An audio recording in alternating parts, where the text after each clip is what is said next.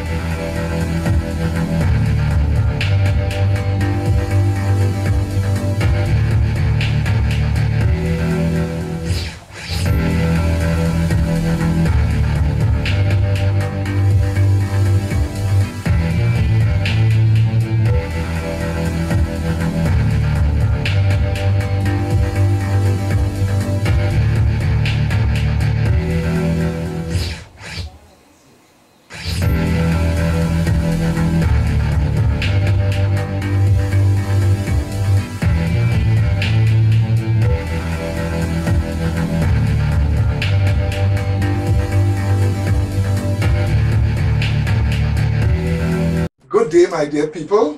This is Brother Medina for Tuesday Seventh-day Adventist, and please let us start with a word of prayer. Loving Father, please be with us as we enter into this film. Help everyone to understand properly the things that are said and to pay careful attention to them. All this for your glory's sake we pray. Amen. Well, this is our latest film, my dear people, and the name of this film is American Dragon. American Dragon. And this new docu-movie that we are presenting here to you have very important things for your salvation's sake.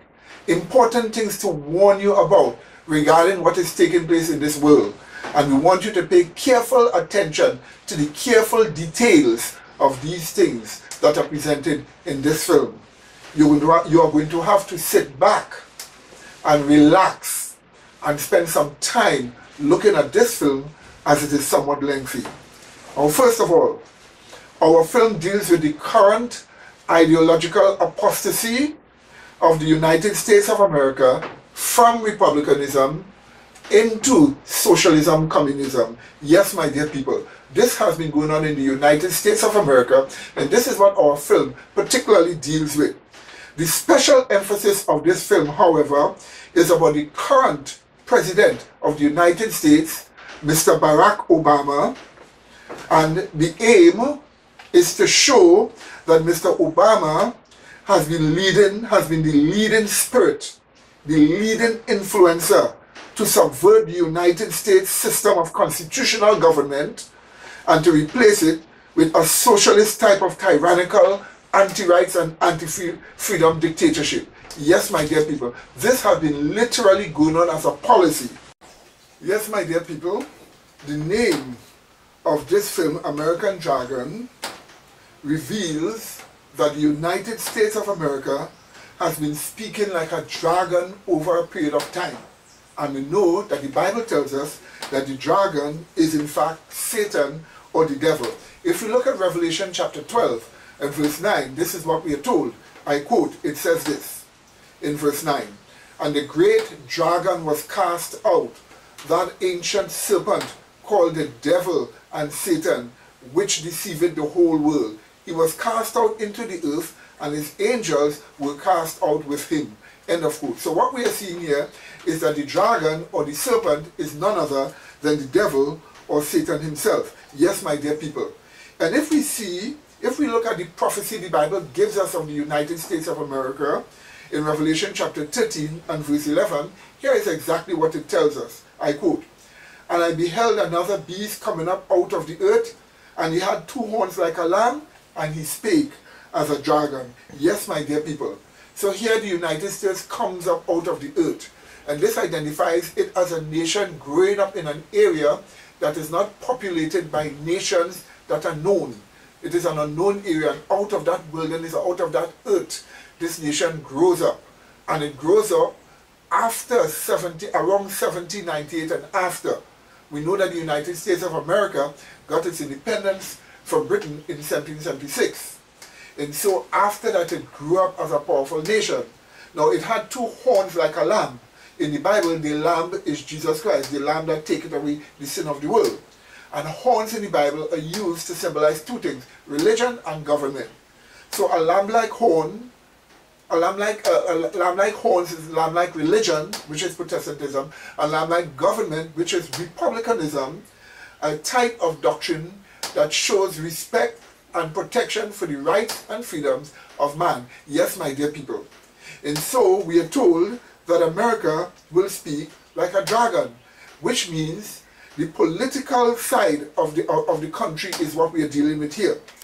In the prophecy, the political side of the country, which is the government, will change from republicanism and begin to speak like the dragon. Now let us see exactly how the dragon speaks. Now remember, the dragon is Satan the devil. Let's see how Satan the devil speaks. Here we have a conflict where Satan himself, the devil, the dragon, spake to Jesus Christ. Jesus Christ was just baptized. He went into the wilderness to fast. And then eventually what happened is that the devil came to tempt him after he fasted 40 days and 40 nights. Now, the Bible shows us the conflict of Jesus and Satan here. If we turn to Matthew chapter 4, we are going to get a better idea of this conflict in which the devil literally speaks to Jesus. When he speaks, his words always attack your rights. Yes, my dear people. So you know the voice of the dragon because his words always attack your rights and freedoms. And here are man's three major fundamental rights being attacked in the words of the dragon. If you look at Matthew chapter 4, in verse 3, here is the dragon speaking to Jesus. He says this. Verse 3. And when the tempter came to him, he said, If thou be the Son of God, command that these stones be made bread. Now look at that statement that he told Jesus. By putting the if, he put doubt in his statement. So that if Jesus were to, after he was so hungry for 40 days, attempt to get a miracle to be done, to get bread, he will get no bread. Now bread is an adequate symbol of private property because when you have a loaf, only you, and you consume that loaf, only you digest it. So it's private property, part of your body. And so that's why bread is an adequate symbol of private property. And so it was Jesus' private property rights that was under assault here by the dragon, forbidding him from getting private property by inserting doubt. Now let's look again at his words to Jesus. If we look at Matthew chapter 4 and verse 6, here is exactly what we are told. I quote, And he said unto him, the dragon speaking, If thou be the Son of God, cast thyself down, for it is written, He shall give his angels charge concerning thee, and in their hands they shall bear thee up, lest at any time thou dash thy foot against a stone. End of quote. So the devil takes him now and puts him on top of the temple and tell him, throw yourself down. If you're the Son of God, throw yourself down, because your Bible says that God will send his angels and he will bear you up that you wouldn't even dash your foot against a stone. Now had Jesus acted on doubt, he would have jumped off and fall and lost his life. And so it is Jesus' right to life that was attacked here by the dragon or by Satan. Yes, my dear people. So he first attacked Jesus' private property rights. Next, he attacked Jesus' right to life. And finally, the supreme right, Jesus' religious liberty right, was attacked. Let's read in Matthew chapter 4, and we are going to look at verse 8 and verse 9. So after the devil failed, or the dragon failed in that second temptation, he then took Jesus on top the highest mountain that he can find at that point in time. And this was like Mount Everest. And he showed him east, west, north, and south the kingdoms of this world. And he told Jesus this in verse 8 and verse 9. I quote, Again the devil taketh him up into an exceeding high mountain, and showed him all the kingdoms of the world, and the glory of them, and said unto him, All these things will I give thee, if thou wilt fall down and worship me. End of quote. Did you see that? So here is what the devil did. He attacked Jesus' religious liberty right by trying to get him to worship him, but by coaxing him, or what you call bribing him. This is, bribing him with wealth and power. So in other words, his religious liberty right was assaulted. So what do we see here, my dear people? The facts are that the rights of man were attacked by the dragon, the devil, when he spoke to Jesus. And this is exactly what happens. You find you have the right of religious liberty, the right to life, and the right to private property, our three supreme rights outlined in the Ten Commandments, which government is supposed to protect. Now here, republicanism, the type of lamb-like government America was supposed to have, is going to change, and they're going to speak like a dragon, which means they are going to remove our right to private property, the right to life, and our religious liberty rights. These three rights are going to be assaulted by the United States of America in prophecy. Yes, my dear people. In fact, it is sin in man. Yes, my dear people. It is sin in man that causes him to attack your rights and freedoms. When you see a person's rights and freedoms that are God ordained are attacked, it is sin in men that causes that. If you look at Acts chapter 6, and we read from verse 8, a little on to verse 15, here is what we are told. I quote, it says this, "And Stephen, full of faith and power, did great wonders and miracles among the people. Then there arose certain of the synagogue, which is called the synagogue of the Libertines, and the Cyrenians, and the Alexandrians, and of them of Cilicia, and of Asia, disputing with Stephen." You see, each of these regions represented various types of philosophies. Of course, they were all fighting Stephen, who was a Christian, down with their pagan philosophies.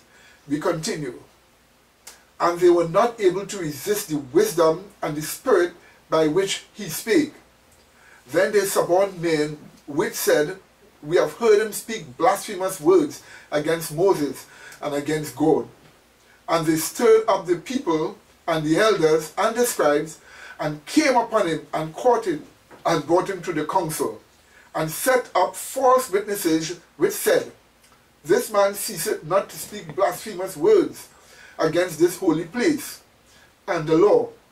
For we have heard him say that this Jesus of Nazareth shall destroy this place and shall change the customs which Moses delivered us. And all that sat in the council, looking steadfastly on him, saw that his face as it had been the face of an angel." Yes, my dear people. So this is what had happened here. We see that after Stephen was able to defeat those different types of philosophies, they couldn't take the defeat. So they went against his religious liberty by actually labeling him a seditionist or a terrorist, as it would be called, as we call them today. But they labeled him as a seditionist who was teaching seditious acts. And he was brought before a council, and we know what was the end of that story. Stephen was stoned to death.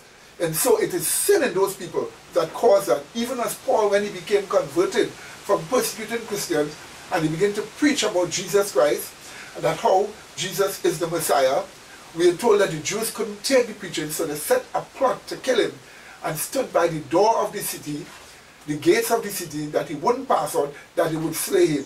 There we have it again. It is sin in people, malicious intent, evil that causes attacks on rights and freedoms. Yes, my dear people, we shall be looking at the piecemeal attack upon the United States Constitution that has been accelerating, or that has accelerated since the presidency of Mr. Obama. In the spirit of prophecy, Mrs. Ellen G. White, a prophet who spoke plenty truth and prophesied a lot of things among Seventh-day Adventists many, many years ago, did actually prophesy that the U.S. Constitution, the United States Constitution, would change. Here is what she says in one of her books, Testimony for the Church, Volume 5, page 451. She said this, I quote, "When our country shall repudiate every principle of its constitution as a Protestant and Republican government, and shall make provision for the propagation of papal falsehoods and delusions, then we may know that the time has come for the marvelous working of Satan, and that the end is near." End of quote. Did you see that, my dear people? So we are told that in America, every principle of its constitution as a Republican government will be repudiated, and we are told it shall make the way open for the propagation of papal falsehoods and delusions. This is a prophecy that the Constitution of the United States of America will change. And we want you to know, my dear people, the facts are this change has been taking place gradually or piecemeal over some years, but has now accelerated under the presidency of Mr. Barack Obama. Thus, my people, based upon what we have just seen, these following perceptions are true. 1. The current tyrannical laws that undermine the rights and freedom of the citizen in the Constitution are to secure the prosecution and persecution of Christians in the future as they are declared enemies of the state or terrorists. This is a fact that we have to take into consideration as a true perception. The current tyrannical laws that undermine the rights and freedoms of people in the U.S. Constitution, these current tyrannical laws are to secure prosecution and persecution of Christians in the future once they are declared enemies of the states or terrorists. Point number 2, in the near future, more laws will be crafted to allow the state to have power over the thought, beliefs, consciences, and choice of the citizen under the advice of a state-accepted religion or state-accepted religions. Yes, my dear people. So you're to expect this to happen. Certain state-accepted religions will give advice to the government, and the government can craft laws to deal with the thought, the beliefs, the consciences, and choice, and even the speech of citizens. All these are facts that we need to recognize has been made open by the change that has taken place. The United States, my dear people, is being destroyed. The US Congress and the President has allowed it to reach this present, has allowed the country to reach this present state of poverty for the ordinary man. If you observe in this clip, you'll see multiplying ghost towns and blossoming tent cities as millions of Americans have lost their jobs and their homes to those thieving bankers. And this president especially has allowed this to happen. So pay attention to these clips that show you the horrible economic state of affairs going on in the United States of America under this president. That's right, David. And if you haven't seen this story yet this morning, you need to stop what you're doing and take a look. The images will stun you. Up to 50 people are reportedly showing up to the tent city each week. Many of them have lost their jobs and consequently their homes. NBC's Michael Oku joins me now live from Burbank. Michael, you know, a lot of people commenting on this on Twitter to us this morning. Jane Coe wrote that she saw this morning. She said it's very sad and an upsetting state of this country's affairs. I know a lot of people who are going to watch your report right now are going to be surprised by what they see and hear.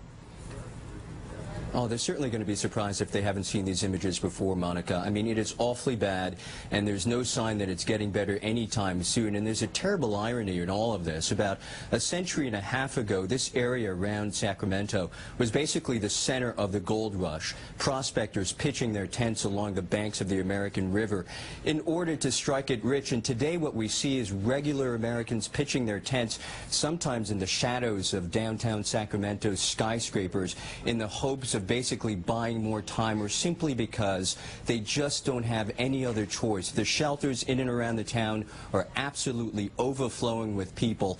We understand from authorities that there's some 1,500 or so people living in these tent cities, and as you mentioned, with 50 newcomers joining them essentially every single week.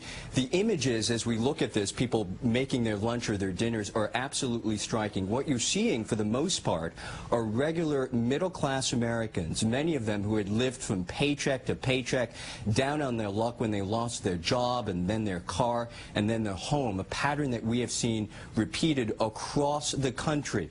And many of them now living in these shanty towns that are reminiscent, as you can imagine, of what we saw, at least the images we saw from the Great Depression. NBC was able to talk to some of these folks who were living without any electricity, no running water. A bottle of water for many of these people is about a mile and a half by walking at the local convenience store or at the gas station. And many of these folks worked in the construction business. They're tile setters or truck drivers. And as you know, that business has completely dried up. So with 1 in 10 out of every Californian out of work right now, and the foreclosure rate still skyrocketing, you have to wonder how many more people are going to make the decision that they're going to have to resort to living in conditions like this, Monica. Yeah, absolutely. Well, startling images, but important to see. Michael Oku, thank you so much. And what we're being told, of course, is that these are the same kinds of images that we saw during the Great Depression. People basically living in these tent cities, these shanty towns with no electricity and no running water. It's pretty devastating to suddenly move into a tent, and you have to learn a lot of new things. It's kind of like being in the frontier days, you know, everything is if you want to see the economic downturn's impact on average Americans, look no further than Sacramento, California.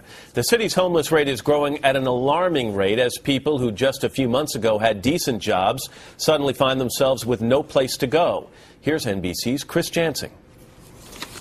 This is Sacramento in 2009, but take another look. These images, so hauntingly reminiscent of the iconic photos of the 1930s and the Great Depression. This is a modern-day shantytown along the railroad tracks for Sacramento's exploding homeless population. This is the bottom of the barrel here. I don't think it can get any worse than this. Jim's new home, a small tent with 6 layers of tarp to keep out the rain. For 30 years he worked construction, then 6 months ago, the jobs dried up. I'm used to having a roof over my head, electricity, my own bathroom, a TV to watch news. It wasn't even in my wildest dreams to end up in a place like this. There are 2,000 homeless in Sacramento. 300 live here, with more coming every day. I normally go to anywhere from 2 to 5 construction establishments or businesses a week, and I'm told the same thing every time I go to each one of them, that we're not hiring. Many of the stories here are heartbreakingly similar. Middle-class Americans living paycheck to paycheck lose their job, then their house, and have nowhere to go. Every shelter in Sacramento is filled to overflowing. It's happening in Seattle, too. Tent cities in Reno and Nashville. Sudden homelessness brought on by unexpected, shocking poverty. Had you ever been homeless before this? No, never even thought about it. Before Corvin and Tina landed here just a few months ago, he made a good living selling cars. It's pretty devastating to suddenly go move into a tent, and you have to learn a lot of new things. It's kind of like being in the frontier days, you know, everything is hard. Even with 6 blankets on their mattress, some nights are still cold. Bathrooms and a shower are at least a mile away. The irony of it, I mean, you know, some of the people are homeless. I went to high school, you know, with the new mayor, former NBA star Kevin Johnson, grew up in Sacramento. And I think really what has happened is this has been a dirty little secret, and we've kind of swept it under the rug. Dinner is simmering in a pot made out of a coffee can. Soup from water, potatoes, onions, canned tomatoes. You're left to wonder what tomorrow will hold for the people here, and how many more will arrive. For today, Chris Jansing, NBC News, Sacramento. It's scary to see how quickly people can go from having a home to being homeless. It's just... Someone once said that there's an enormous percentage of people in this country who were 2 paychecks away from being homeless, and this economic downturn is really starting to prove. Hey everybody. Well, I told you couldn't know what to expect coming off on my channel. Hope to live up to it. Like to bring you to something that not too many people, thank goodness, can bring.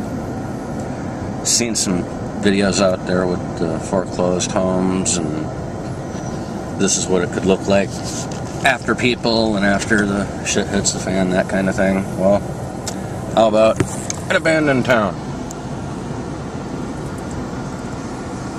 Those are government subsidized homes that are all vacant.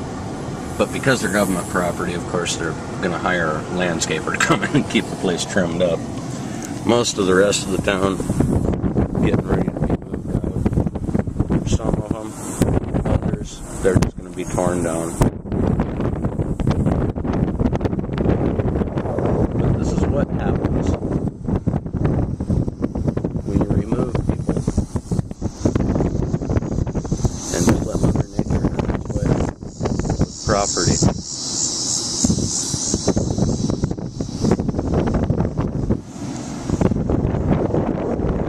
Quite amazing to see.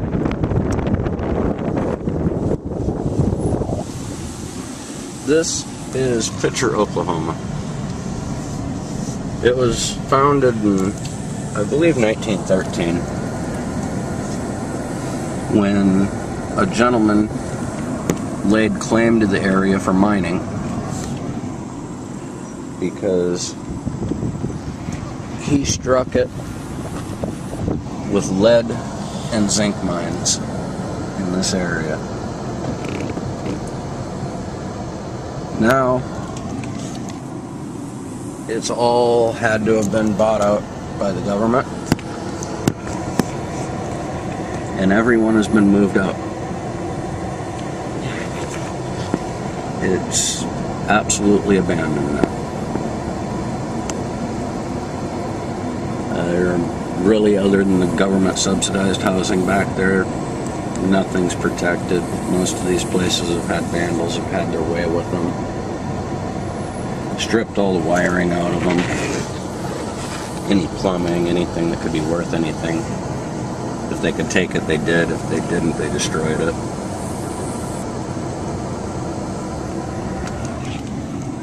Now, also, about a year ago, one of the largest tornadoes in decades came through this town and took a lot of properties with it as well.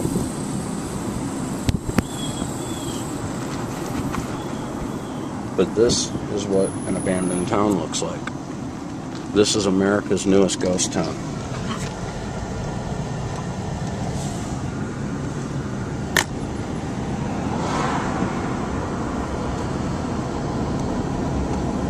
Yes, even the banks are gone. ATM still remains not working. There's no power, no water. That was the fire department there. Like I said, everything's abandoned. This is Main Street. What's left of it.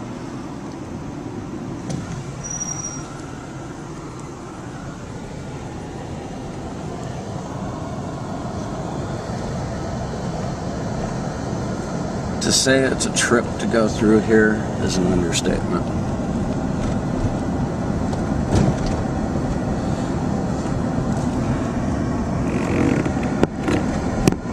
Even the county barn has been abandoned.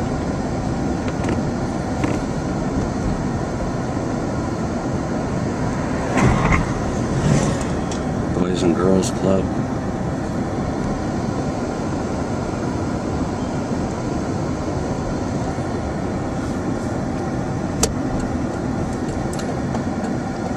This is what happens to an area when you remove the people. It's amazing how fast places break down.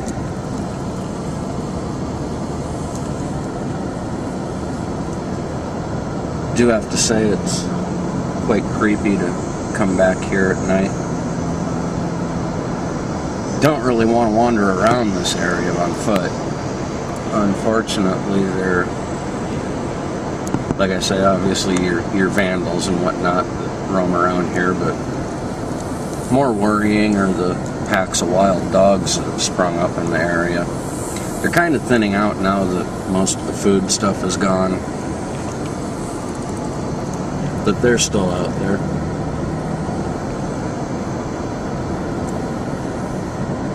I think there's one holdup right there. He has a storage building place here. Here was the school.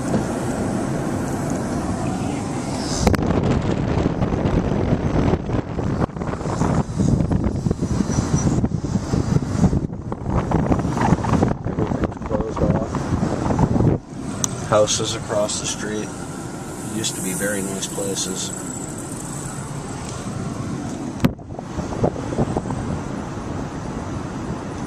Everything's trying to keep vandals out.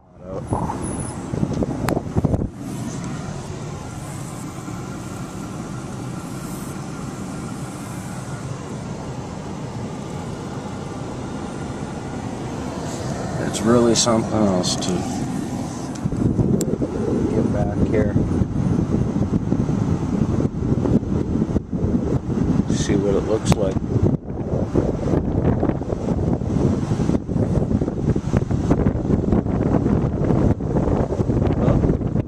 That is a quick tour. Stay tuned. We'll be going into some other abandoned residential areas. Get to a few homes. Let you see what happens to those over time. Have a good day. The following clips that you are going to be looking at here reveals why Mr. Barack Obama disqualifies to be the President of the United States of America. His position in the Oval Office is illegal for these following reasons. Point number one, he was not born in the United States of America, but in Kenya, which was a British colony at that time. Various people in Kenya, even his own grandmother, affirms so. You are going to see this in clips also. Point number two, the requirement of the U.S. Constitution for a man to be president must be his two parents being U.S. citizens. His father, Mr. Obama's father, was never a U.S. citizen, just a student in the United States of America. But he was a citizen of the British Crown, since Kenya was a British colony at that time. So Mr. Barack Obama was born a subject of the British colony, of the British, not of the United States of America. And you see, my dear people, after the president, after persistent calls for his birth certificate to be revealed by many in the US, especially Mr. Donald Trump, Mr. Obama finally produced a long-form birth certificate that, when investigated, was found to be fraudulent. Yes, my dear people. And these clips that you are going to see here shows you all these facts. You need to carefully pay attention to them and look at them. Let's roll. This is some of the actual evidence that was submitted to the Supreme Court. At the end of the audio recording, you will very clearly be able to hear Sarah Obama in the background respond, "Obama Mambosa," when she was asked where Barack Obama was born. Thanks for listening. Affidavit of Reverend Quilishu Hubia.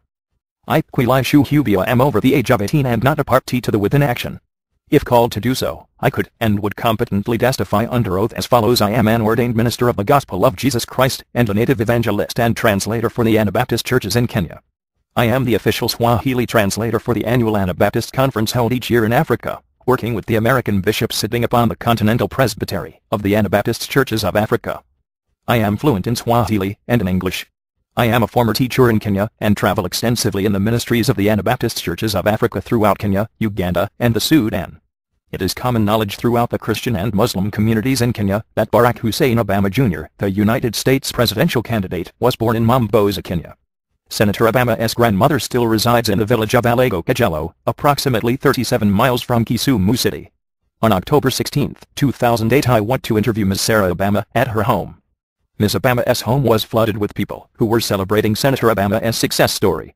Ms. Obama's home was heavily guarded by Kenya police. Prior to the interview with Ms. Obama, I took pictures of Ms. Obama, her grandson, who was present, and other family members. During my interview of Sarah Obama, I called Bishop Ron McRae, in the United States, from my mobile number. I advised Bishop McRae that I was present with Ms. Obama, in her home, and wished for him to speak with her. Bishop McRae informed me he would call me right back, to avoid the international costs on my personal mobile phone. Bishop McRae subsequently called me back. Bishop McRae requested permission to electronically record his telephone conversations with Ms. Obama, to which I agreed. Due to bad telephone connections, Bishop McRae had to call me back 3 times before we were able to continue our conversation. The telephone interview conducted by Bishop McRae was conducted on loudspeaker, speakerphone. During the interview conversation, one of Ms. Obama's grandsons and myself acted as Swahili translators, and as Bishop McRae talked to and questioned Ms. Obama, we would translate what Bishop McRae said to Ms. Obama in Swahili, and then we would translate her Swahili responses to Bishop McRae in English. Ms. Obama can fluently speak Swahili in her native dialect, but cannot read or write. Bishop McRae asked Ms. Obama specifically, "Were you present when your grandson Barack Obama was born in Kenya?" This was asked to her in translation twice, and both times she specifically replied, "Yes." It appeared Ms. Obama's relatives, and her grandson, handling the translating, had obviously been versed to counter such facts with the purported information from the American news media that Obama was born in Hawaii. Despite this, Ms. Sarah Hussein Obama was very adamant that her grandson, Senator Barack Hussein Obama, was born in Kenya, and that she was present and witnessed his birth in Kenya, not the United States. When Ms. Obama's grandson attempted to counter his grandmother's clear responses to the question verifying the birth of Senator Obama in Kenya, Bishop McRae asked her grandson how she could be present at Barack Obama's birth if the senator was born in Hawaii, but the grandson would not answer the question. Instead, he repeatedly tried to insert that, no, he was born in the United States.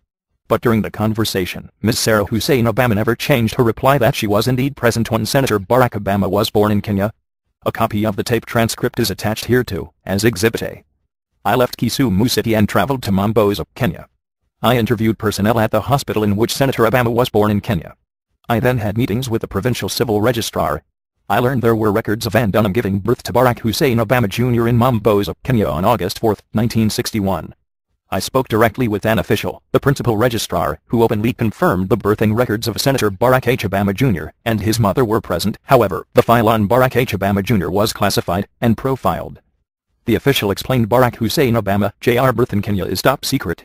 I was further instructed to go to the Attorney General's office and to the Minister in charge of Immigration if I wanted further information. The above related facts are true and verifiable to the best of my personal knowledge before God Almighty, whose I am and whom I serve. I declare under the penalty of perjury of the laws of the United States that the foregoing is true and correct. Dated October 30, 2008. Quilishu Hubia John 3:30/Philippians 3:19-21, 29, 30.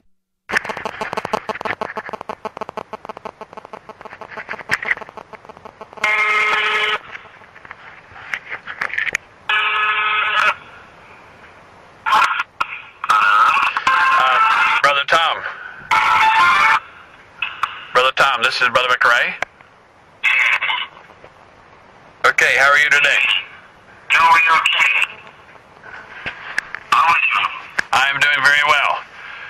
You said you were there with Barack Obama's grandmother.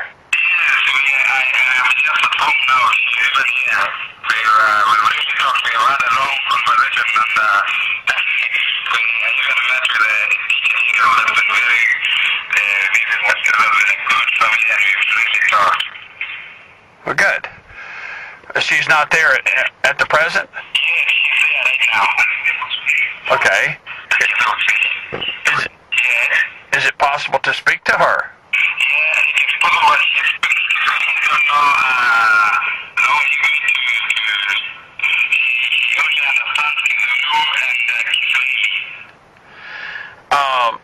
Is it possible for you to put her on a speakerphone and translate for me?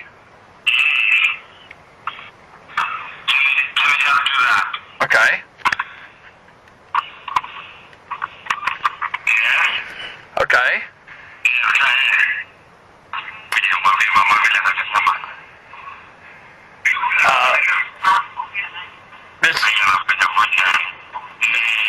Miss Obama. Mrs. Obama, my name is Bishop Ron McRae.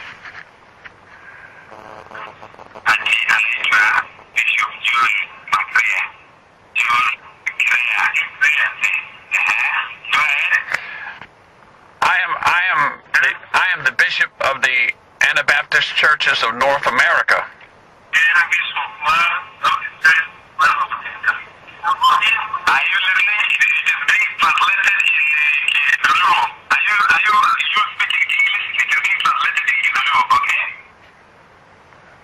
Now give me that again, explain it to me again.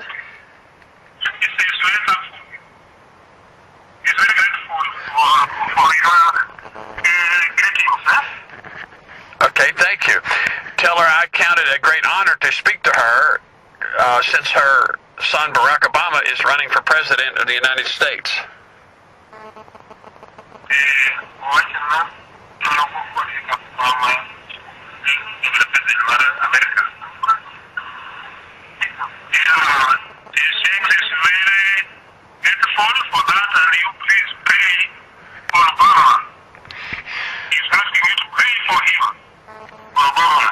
Yes, sir. Ms. Obama, you can rest assured that I am praying for your son and your grandson.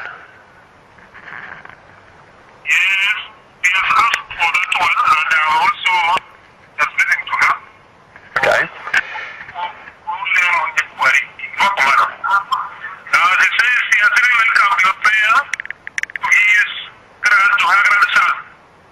Okay.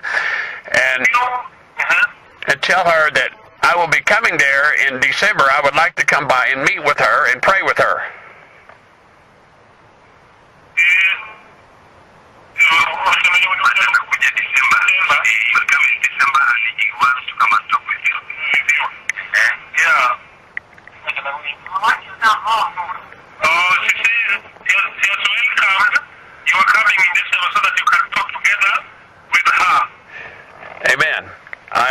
I'm so thankful. Could I ask her? Could I ask her about his actual birthplace? I would like to see his birthplace when I come to Kenya in December. Was she present when he was? Was she present when he was born in Kenya? I think he's asking he wants to know something that was he present when he was born? Well, yes, yes, he was. He was present when I was born.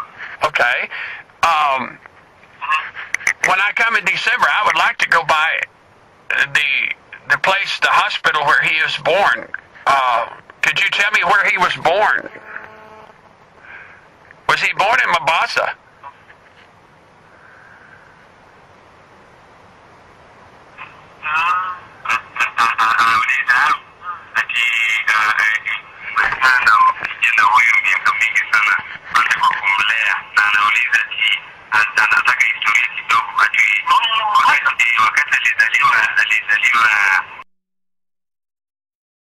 Well, listen, we want to congratulate you on Barack Obama, our new president, and you must be very proud. We are. Yes. We really are. We're also proud of the U.S. For having made history as well. Hey, one more quick question. President-elect Obama's birthplace over in Kenya, is that going to be a national spot to go visit where he was born? It's already an attraction. His paternal grandmother is still alive, and but his birthplace, they'll put up a marker there. It will depend on the government. It's already well known, as I said. Yeah. Do you know the Barack Obama? His father's name is it Barack Hussein Obama Sr.? Is that true? Do you know?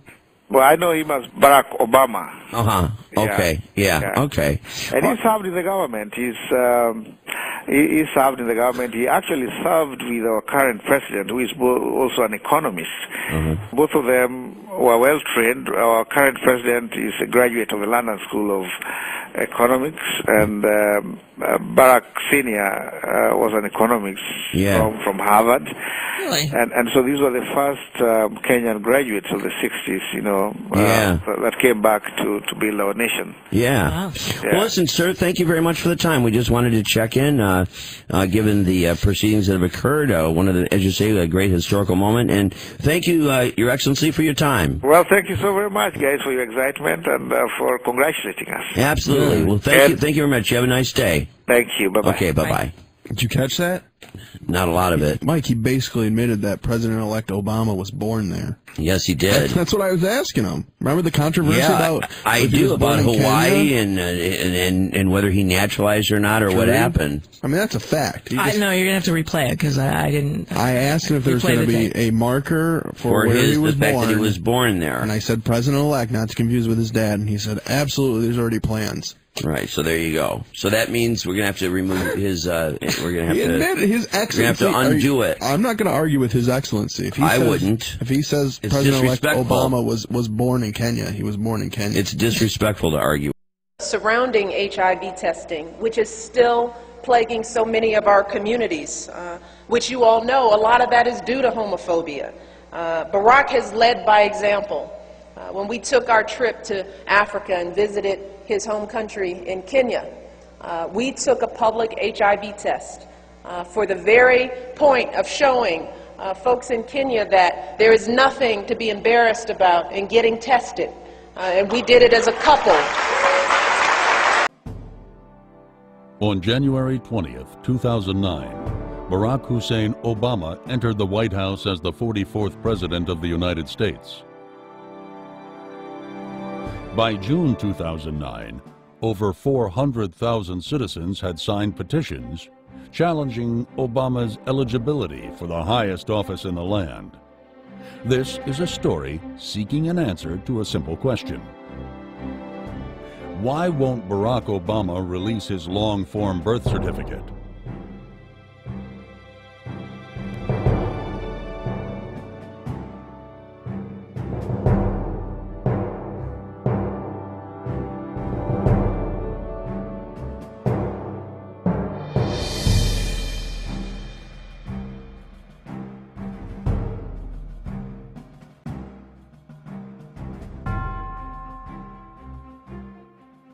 You know, I am a believer in knowing what you're doing when you apply for a job. And I think that if I were to seriously consider running on a national ticket, I would essentially have to start now before having served a day in the Senate.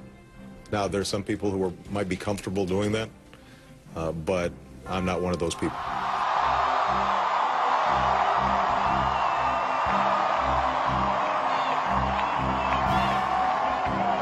If there is anyone out there who still doubts that America is a place where all things are possible, tonight is your answer. I will, to the best of my ability, And will, to the best of my ability, preserve, protect, and defend the Constitution of the United States. preserve, protect, and defend the Constitution of the United States. So help you God. So help me God. Congratulations, Mr. President. Well, I remember getting a lot of calls and a lot of emails, and like most people, I wrote them off. I mean, how in the world do you get to this level and not have the verification of the fact that you're eligible to run? I mean, it's absurd. I wrote them off, quite frankly. Can you bring us up to speed on the various efforts in various venues to determine whether or not President Obama is legally and constitutionally eligible to hold that office? This is the first time, in my lifetime at least, where such a clear, plain constitutional question is being put. And anybody who suggests that it ought to be answered is being pilloried as some kind of a nut job. You know, a janitor in the White House needs to provide all of his documents. To clean toilets in the White House, you need to provide all of your proper documents, your birth certificate. And this guy wants to be the president of the country and commander-in-chief in charge of all our nuclear weapons, and he arrogantly says, I'm not going to provide any documents. This is a total travesty of justice, and this has to end today, tomorrow. We can't wait any longer. Obama's birthplace is contested even by his closest relatives, his grandmother and one of his sisters. Was he born in Hawaii or Kenya? The issue affects Americans because it's a constitutional issue. The people who care about the Constitution, myself included, don't want to say, let's just open the door to anything popularly today that people say, oh, that's a good idea, why don't we just do it even if it's not in the Constitution? Because that path is, why don't we just rip up the Constitution? No person except a natural-born citizen or a citizen of the United States at the time of the adoption of this Constitution shall be eligible to the office of President.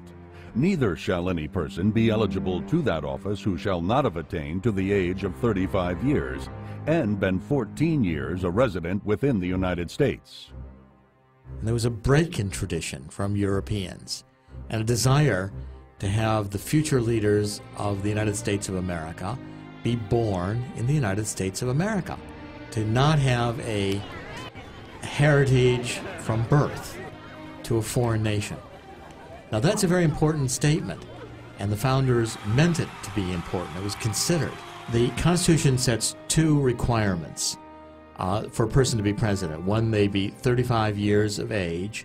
Second, they be a naturally born citizen.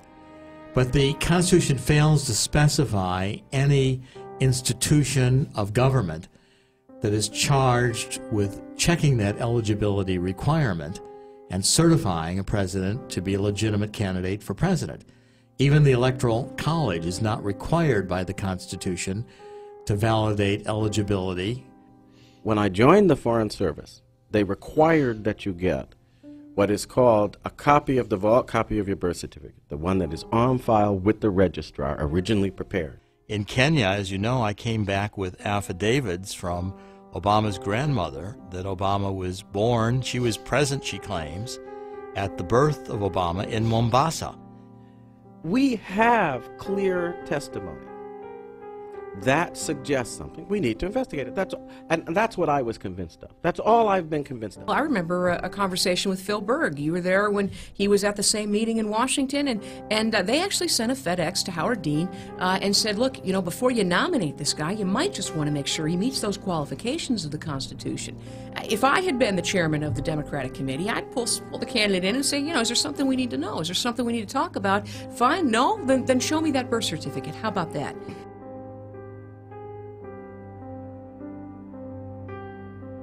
During the campaign, the Congress of the United States actually held hearings to look at the constitutional eligibility of John McCain, but not Barack Obama. That's the difference. When John McCain was questioned, he says, hey, everybody, here it is. Done. You know, my father was serving in the military. We were defending our country. We were in a military base. Guess what? He qualifies. Barack Obama was questioned. There were lots of talk, lots of discussion, but there was never an answer. That's why it won't go away. They could so easily put it all to rest and do what John McCain did and say, here it is. All attempts at verification have failed. Candidate Obama, and now President Obama, has refused to unseal hospital, school, and state records. And I have written a letter to the Secretary of State of California, Deborah Bowen, asking what documents did she use to verify Obama's eligibility. And I was shocked by her response. She stated that she didn't verify his eligibility, and it's not her job to do so. I had about a 7 or 8 minute conversation with Supreme Court Justice Clarence Thomas. And I'm not going to reveal everything that was said, but I will say that I just asked the question, whose job is it to uphold the Constitution? And we talked about the Congress and what their job is and what the parties are and what their jobs are. And what happens, though? What happens if everyone doesn't do their jobs? The strongest democracies flourish from frequent and lively debate. But they endure when people of every background and belief find a way to set aside smaller differences in service of a greater purpose. I don't want to run auto companies. I don't want to run banks. I've got 2 wars I've got to run already. I've got more than enough to do. So the sooner we can get out of that business, the better off we're going to be. We are in unique circumstances. You had the potential collapse of the financial system, which would have decimated our economy. And so we had to step in. You never want a serious crisis to go to waste. And what I mean by that, it's an opportunity to do things that you think you could not do before. President Obama keeps rolling out one big policy change after another. It's all part of his master plan to seize the moment and remake the country. President Barack Obama is clearing the way for federal funding of embryonic stem cell research. A stunner from Detroit. General Motors boss Rick Wagner is quitting at White House request, one day before President Obama's announcement of a new bailout plan for GM and Chrysler. In the past week, Obama added 2 more big ideas to his agenda. He signed an executive order reversing the Bush administration limits on federal funding for stem cell research. The president also announced a sweeping series of changes in education policy. Fiscal year that ended last September, the federal deficit was about $455 billion.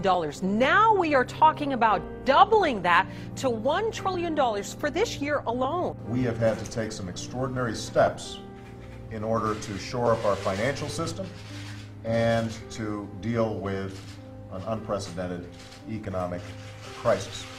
And as a consequence, we've had to spend a significant amount of money.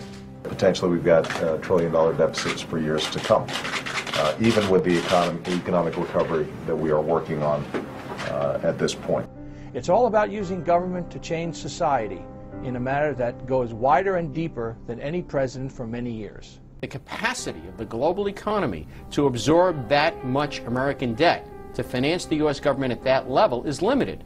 And at some point, the line of credit will run out, and we will be held hostage by the Chinese government, who ultimately will become our creditor of last resort. The world's largest debtor nation becomes a bankrupt nation. Yeah, I mean, Lou, this is something that is remarkable. The level of debt that they are talking about, $1 trillion, and no one really in Washington wants to talk about, well, what is going to have to be cut? Because these deficits of $1 trillion, that's not sustainable. So something's going to have to either be cut or taxes are going to have to be raised. We've got a choice. We can keep... I've spoken here last. Lots of ups, lots of downs, except for my approval ratings, which have just gone down. But that's politics. It doesn't bother me. Besides, I happen to know that my approval ratings are still very high in the country of my birth. Hi folks, SYC 1959 once again talking about the Obama fraudulent birth certificate. Here we have a blogger that admits he forged the birth certificate that was on Obama's site. Here it is. You want to Google it, be my guest, and you can see that it is out there. Okay? Next thing that we're going to look at is the blank template and then Obama's. Notice the dot and the hour of birth and the island of birth, basically, you know, overlaying, showing that, you know, it has no crease lines. Notice the dot and the time on side of there. Date information was filled in. Let's look at it again. Here you can see it that, you know, someone had taken a template, used the template in order to create the Obama birth certificate. This is a just a straight shot of the template. The upper corner that you can see the anomaly. This is the Obama birth certificate that you literally can see that this is the one that's supposedly written. This is a short form similar to Obama's. The next one is a kind of a generic long form, has the additional information. The next two are long form from Hawaii that has all the additional information, such as the attendance of the birth certificate, you know, the birth, the witnesses, the additional information that once again is not on the short form, the form that Obama refuses to release. This is an actual shot of what a Kenyan birth certificate looks like, the page 2 of the Kenyan birth certificate. If Obama does have a Kenyan birth certificate, this is the information, the long form. Once again, you know, a lot of information on here, witnesses to the birth, the doctor, you name it. On page 2 is, you know, hey, the vaccinations, immunizations, siblings, stuff like that. We go into the next part, which is it possible that Barack Obama was actually adopted in Indonesia? Quite possible. This is his school registration where he was actually listed as Barry Satoro, that, you know, his race was Indonesian, his citizenship, and that he was a Muslim. Basically what this means is that if Obama does have or had any Indonesian citizenship, he'd automatically be disqualified from running for president of the United States for holding dual citizenship. That is, you know, pretty big statement right there. We think that he did at one time. You know, once again, you know, here's some information that Obama did have. The important thing just came out was that Michelle Obama made a comment that, hey, you know, even though that he was adopted by a foreigner, he still loves his country. You know, that should raise suspicions within itself. What this really means, once again, is that at a bare minimum, Barack Obama's birth certificate from Hawaii should clearly state his legal name of Barry Satoro. This being done by the fact that if he was adopted by Lolo Satoro, that his original birth certificate of Barack Obama would have been sealed from the, you know, the adoption that took place, and you know, we're not seeing that currently. The only witnesses we have to where and when that he was born are his relatives in Kenya who state that he was born there.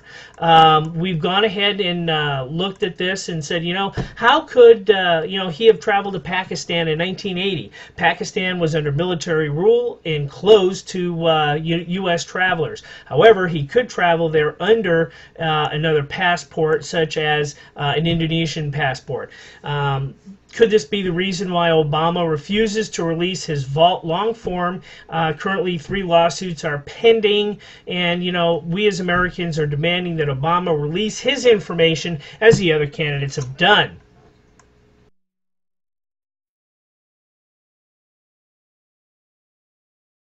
A topic that needs to be discussed. It hasn't been discussed by the mainstream media throughout this entire election season and should be discussed. It's being discussed like mad on the internet, and that is the subject of Barack Obama's eligibility to be the President of the United States as based on our You have to be when you are, wanting to be president. It's outlined in the Constitution.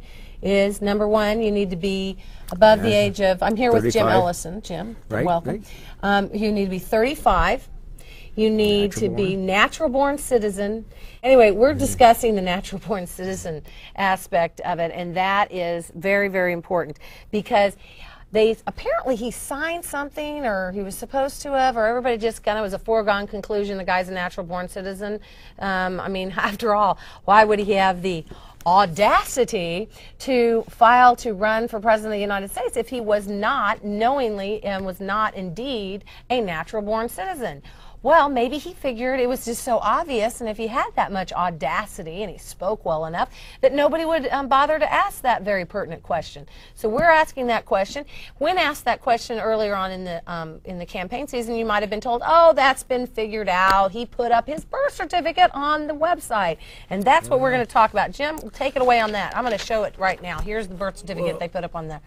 Lisa, it's good to be with you today, and thank you for this opportunity to share a few moments to discuss this very important issue, which, quite frankly, the media has ignored almost totally.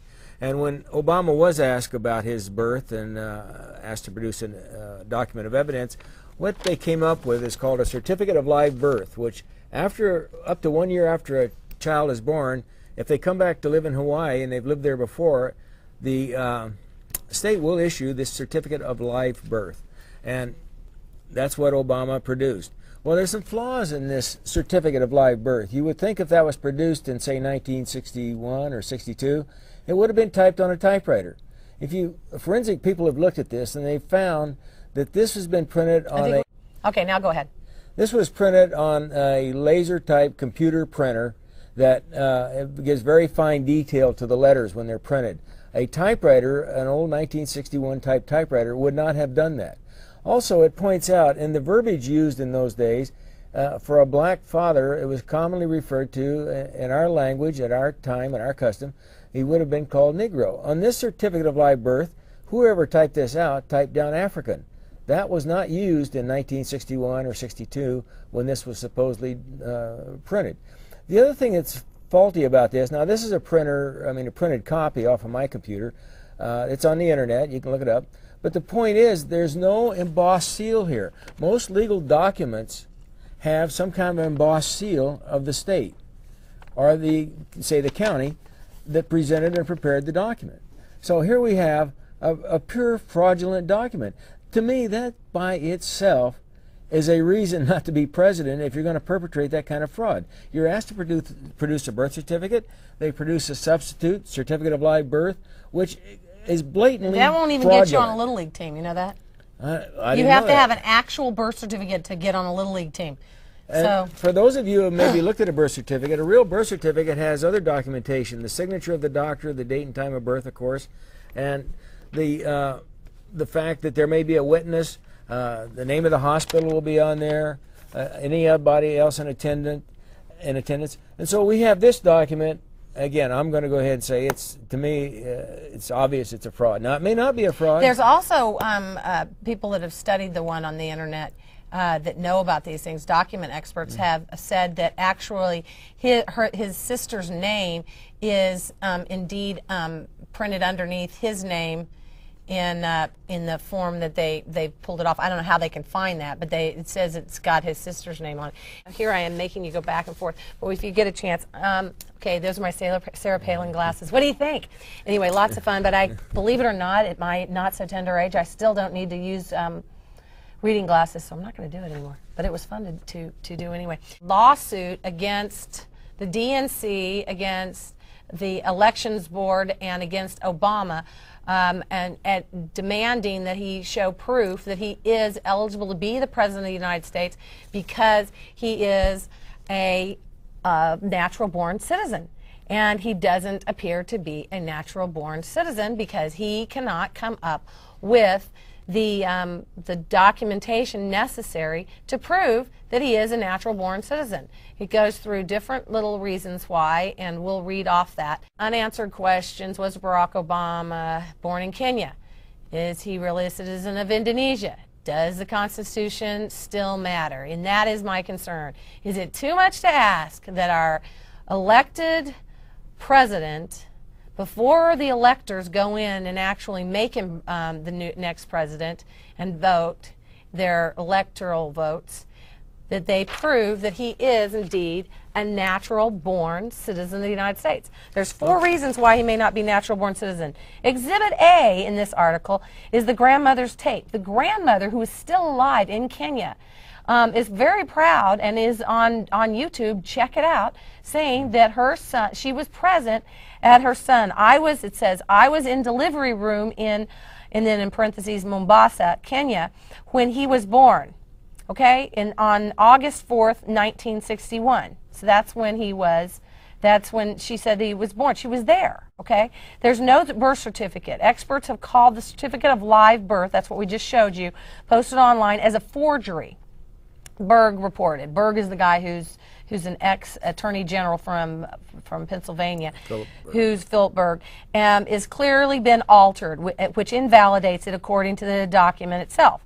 Add to this the Hawaiian law at the time, which allowed people to register for this non-hospital short form certificate without a doctor's signature up to 1 year from the date of the child's birth. So she probably came back to the United States and then registered him with a hospital, but he was not born there. That's why they can't produce an actual birth certificate, which the document we showed you before is not.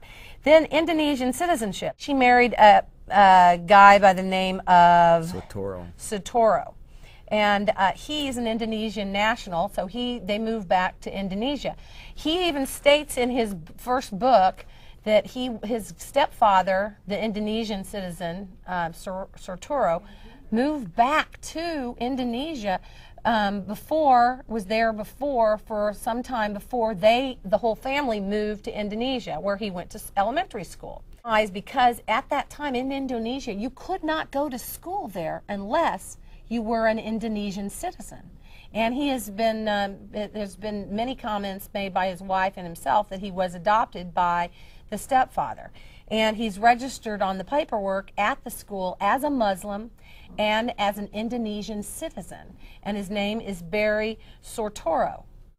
And so that would make him not a natural-born citizen. So we have the fact that the grandmother says he's not, right?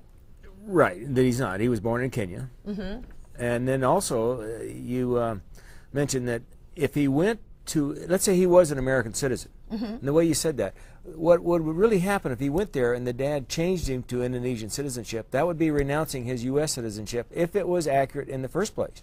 Yeah. Now, there's adequate evidence it's not, but that mere act by itself would invalidate his American citizenship.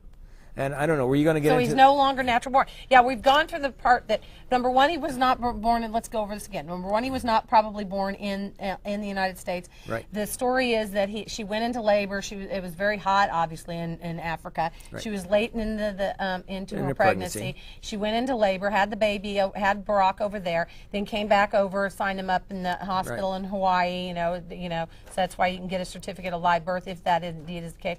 Then second of all, he went over and he got adopted by the guy, right. and his mother renounced his American citizenship, if he even did have it, right. in deference to the Indonesian citizenship. Right. Congressman Haskell, I want to know, I have a birth certificate here from the United States of America saying I'm an American citizen, with a seal on it, signed by a doctor, with the hospital administrator's name, my parents, my date of birth, the time, the date. I want to go back to January 20th, and I want to know, why are you people ignoring his birth certificate?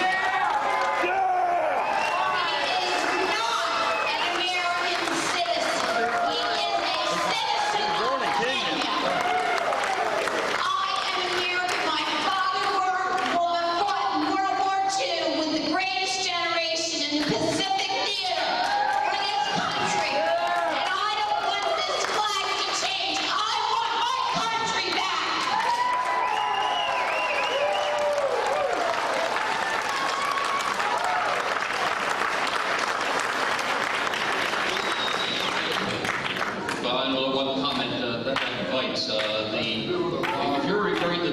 president there, he is a citizen of the United States.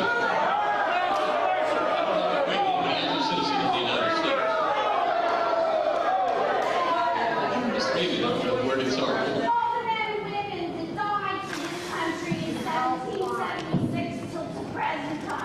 I think we should all stand up and give pledge allegiance to that wonderful flag. Sacrifice their lives for our freedom. Everyone gonna stand up. All right, well, we're going to do this. You want me to lead?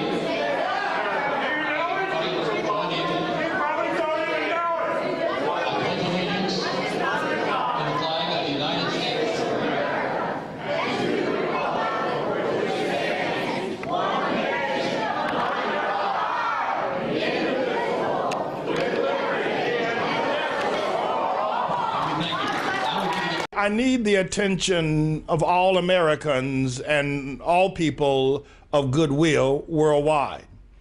I am a U.S. citizen and good and regular standing, and it is because of that I wish to make this announcement, which in effect will give Mr. Barack Hussein Obama 90 days to resign the ill-gotten office of the President of the United States of America, post-Hayes. Now, I do this as an American with standing. And by standing, I mean I have been thoroughly investigated by the CIA, by Homeland Security. My life has been watched. My systems of operation have been invaded. And my privacy has also been invaded by members of Homeland Security, the CIA, and others. I've also been the presiding officer and the investigator of the Columbia CIA Obama connection, where it can be demonstrated unequivocally that Fox News and the Wall Street Journal and the Fox News report by Bill Hemmer that Mr. Barack Hussein Obama did not attend Columbia University, and therefore his degree or diploma from that university was a fraud, and that Harvard University as well knew that he had not completed the requirements to enter into Harvard Law School. But because I was the prosecuting officer that held trial in the month of May in the year of 2010, and we conducted that trial as the founding fathers so gave us the opportunity to do, and wrote within the U.S. Constitution our privilege to do so, led by the statements of Thomas Jefferson, when a government has gone awry, we the people must restore it. And the amendments to the Constitution, both 9th and 10th Amendment of the Constitution, gives the people to act upon all the rights not retained by the federal government. That trial found Mr. Barack Hussein Obama guilty of 17 counts of various felonies, including wire fraud, mail fraud, and sedition. And having been found guilty by a duly authorized jury of American citizens of his peers, I am now coming before the American people and giving Mr. Barack Hussein Obama 90 days with which he may resign his office of the President of the United States and throw himself upon the mercy of the courts. But that resignation also must be preceded by a confession that he willfully and unlawfully gained the office of the U.S. President, knowing that he was not a natural-born citizen, that there is no birth certificate in Hawaii that would verify his being born in Hawaii, that he's never claimed to be born anyplace else, and that recent developments in that state under the leadership of Governor Neil Abercrombie and also Tim Adams, the former elections clerk for the Department of State in Hawaii, indicating that there's never been a birth certificate there for Mr. Obama, and the Governor Neil Abercrombie cannot find a birth certificate for Mr. Obama in the state of Hawaii. Therefore, his entire life has been a fraud here in America. Now, this is documented in the State Office of Hawaii and has been reported widely across the American media scene. Having said that, that makes Mr. Obama's presidency one that does not exist, illegal to say the best about it, and a fraud as well. Whereupon, as a citizen of the United States of America, I, James David Manning, will give him 90 days to resign, inasmuch as that I hold a guilty verdict that was found in the trial of May of the year 2010. In this next point here, we will see that those sworn to uphold and defend the Constitution of the United States of America, Mr. Obama could be heard saying that the Constitution was a flawed document before he took office. So you get other clips before showing, before he became president, that the US Constitution was a flawed document. He was not inaugurated properly. Yes, my dear people. When he had a public inauguration, he was not inaugurated properly by oath before the public, so it had to be done another time again the next day. But this time it wasn't done before the public, so nobody saw what took place to verify if he even made an oath. Yes, my dear people, you just have to take his word for it. Now, look at these clips here, and it will show you very important points here that we have spoken about.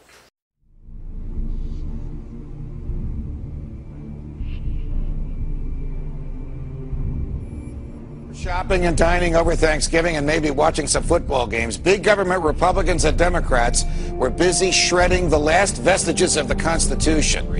They're talking about inserting the Army into domestic law enforcement. Senator Lindsey Graham, who supports this bill, says, quote, "The homeland is part of the battlefield, and people can be held without trial, whether an American citizen or not." I, Barack Hussein Obama, do solemnly swear to preserve, protect, and defend the Constitution of the United States.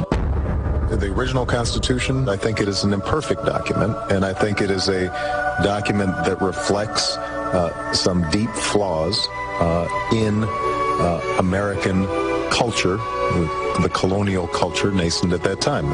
I think we can say that the Constitution reflected an enormous blind spot in this culture, and that the framers had that same blind spot. It also reflected the fundamental flaw of this country that continues to this day.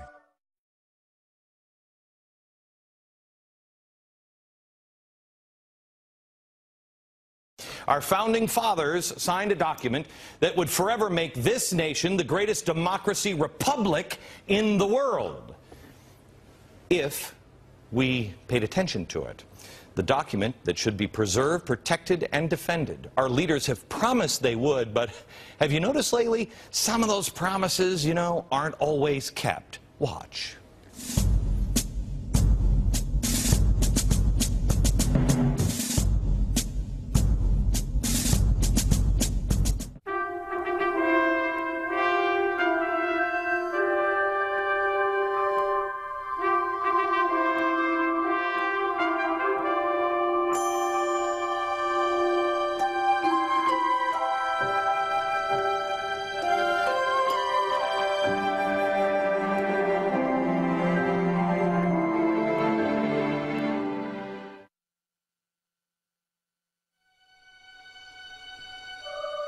I, Barack Hussein Obama, do solemnly swear to preserve, protect, and defend the Constitution of the United States. The original Constitution, I think it is an imperfect document, and I think it is a document that reflects some deep flaws in American culture, the colonial culture nascent at that time. I think we can say that the Constitution reflected an enormous blind spot in this culture, and that the framers had that same blind spot. It also reflected the fundamental flaw of this country that continues to this day.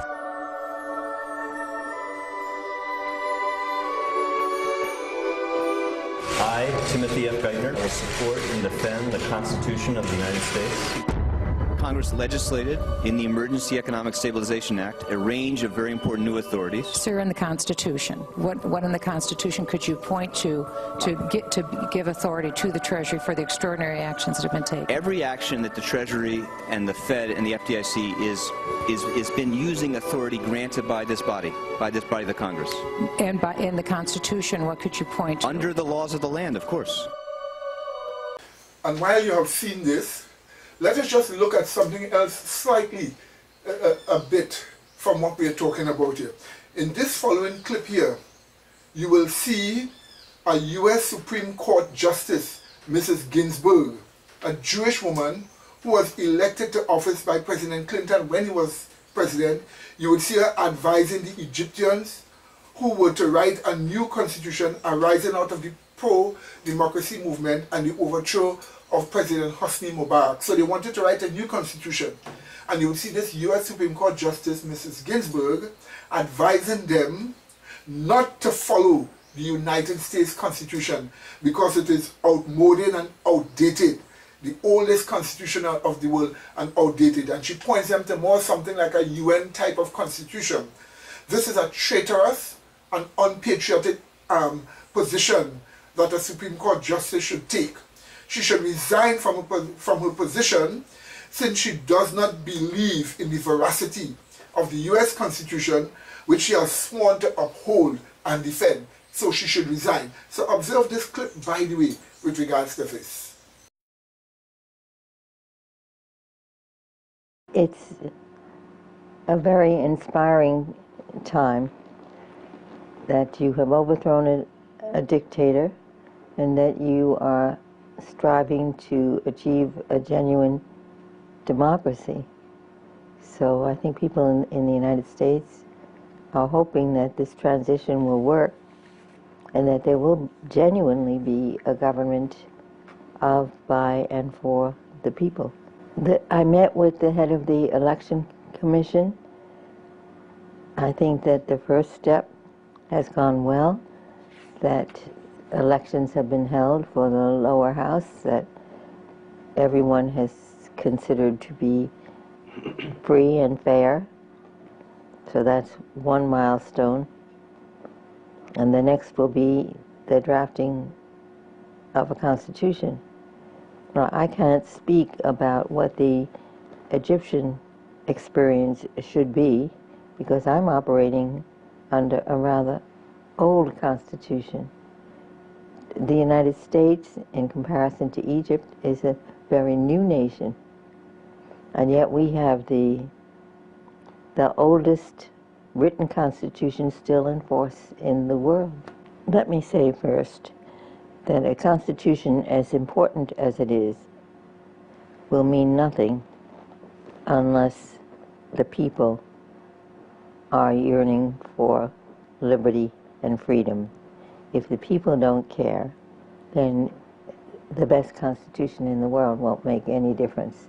So the spirit of liberty has to be in the population. And then the Constitution, first, it should safeguard basic fundamental human rights, like our First Amendment is the right to speak freely, to publish freely without the government as a censor. You should certainly be aided by all the Constitution writing that has gone on since the end of World War II. I would not look to the U.S. Constitution if I were drafting a Constitution in the year 2012. I might look at the Constitution of South Africa. That was a deliberate attempt to have a fundamental instrument of government that embraced basic human rights, had an independent judiciary. It really is, I think, a great piece of work that was done. Much more recently than the U.S. Constitution, Canada has a Charter of Rights and Freedoms. It dates from 1982. You would almost certainly look at the European Convention on Human Rights. So yes, why not take advantage of what there is elsewhere? Now these following clips show that the current U.S. President, Mr. Barack Obama, has violated the U.S. Constitution again and again in different ways. Take a look at these clips. I know many of you have been watching the standoff in Washington these past few weeks over the national debt. It's been a tense debate because the stakes were so high.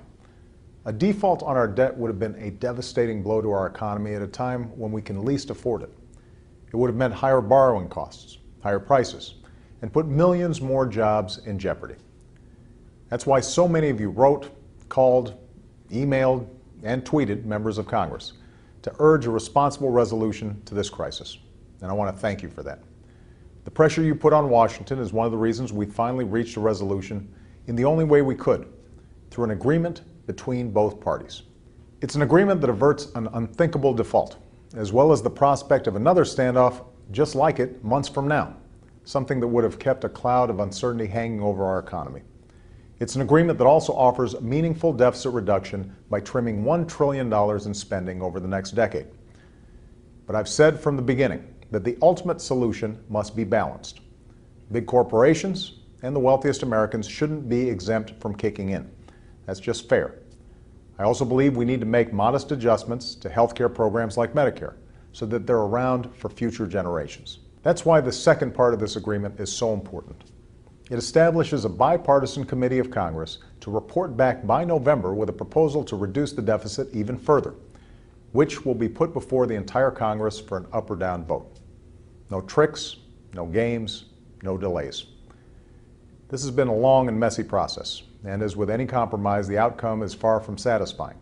But it has also launched an important debate about how we approach the big challenges we face, about how we rebuild our economy to create greater opportunity, and about whether we tackle our challenges by drawing on our best values as one country, everyone pitching in, everyone playing by the same rules. This chapter is over, but that work and that debate continues. It's a debate for the strong, hopeful America that brought you and me together from the start, and I hope you'll continue to lend your voice to that debate in the months to come. Steve, President Obama bypassed Congress and used recess appointments to fill 3 key labor positions and also named former Ohio Attorney General Richard Cordray as head of the new Consumer Financial Protection Bureau. He says it's what America needs, but is it for the people or the presidency? Fox News legal analyst Peter Johnson Jr. here. Good morning. Hi. Peter, is this allowed? This is for an imperial presidency. In my view, this is not a recess appointment. A recess appointment, it means that the president is not complying with Article 2, Section 2 of the Constitution that gives the Senate the opportunity to confirm people. Right. And that can be done when the Senate is not in session. The Senate was in session, but the president said, well, no, that's a gimmick. I don't believe that you're really in session, so I'm going to do what I want because this needs to be done in terms of my people in the labor community and in terms of stopping predator lending and like that. So I'm going to do it. So in my view, this is a vigilante act of an imperial presidency. Now, some people watching right now, so, you know, Bush had a recess appointment, about 170 recess appointments. Clinton had a ton. What's the difference? The difference is it was a recess appointment. It was actually in recess. The difference is that the Senate was not in session. Like Ambassador Bolton, and so he can say, all right, well, you guys were playing games. You weren't really in session. I'm going to make that determination. It's just a matter of form. It's a matter of process. But, you know, form and process are the glue which holds together our republic. If our chief executive doesn't have respect for the law, right, then what does that say about the respect for other executives, other branches of government in terms of abiding by the Constitution? So there's a real constitutional uproar here, short-term political game for the presidency. A lot of people say, hey, great, you did that, but over the long term, what does it do to the Constitution? Right. What does it do to the trust between the branches of government? Could there be a lawsuit? Yeah, there could be a lawsuit here. Peter, I just want to tell you, every time you use the word Constitution, you owe Judge Napolitano $1. So I'm just telling you. I'm happy to pay him on this one because he's absolutely right. But what do you do legally? If you are a Republican in Congress or anybody that's upset by these appointments and you're a sitting congressperson, what do you do? Where's the Well, first the issue is, do they have the political will and the nerve to move forward against this?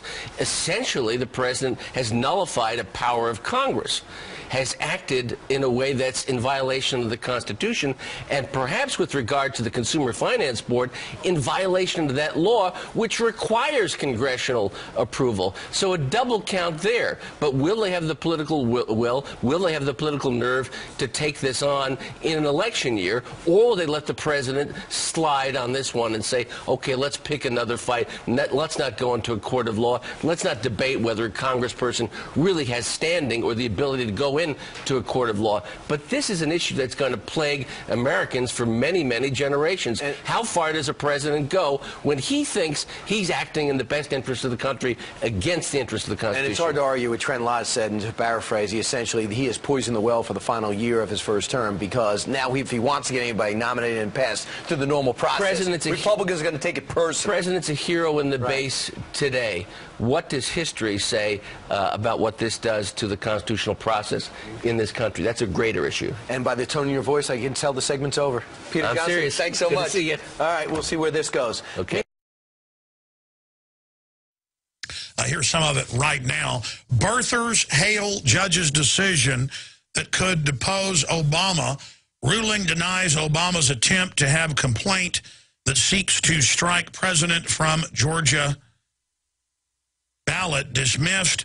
Birthers are hailing a decision by a judge in Georgia that could see Barack Obama struck from the presidential state ballot if Obama fails to prove that he fulfills the natural-born citizen constitutional requirement to be president. Deputy Chief Judge Michael Mulhally in the Office of State Administrative Hearings denied a motion by Obama asking to dismiss the complaint. What about his fake Social Security number that wasn't his out of Connecticut? I mean, there's something going on here that seeks to keep his name off the state ballot during the March presidential primary.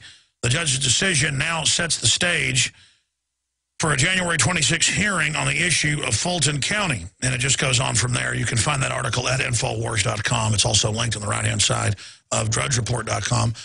With some other interesting news, Obama in unprecedented power grab, breaking a rule and law set by Congress by Democrats to recess appoint a whole bunch of federal judges. Lock up your daughters, your sons, your guns, your gold, because these people are criminals. They'll ship guns into Mexico, drugs back into the U.S., blame the Second Amendment, even when they're caught. Coming up, outspoken Congressman Ron Paul, who is running for president. How does he feel about the president's dire forecasts if Congress fails to raise the debt ceiling? We'll ask him next.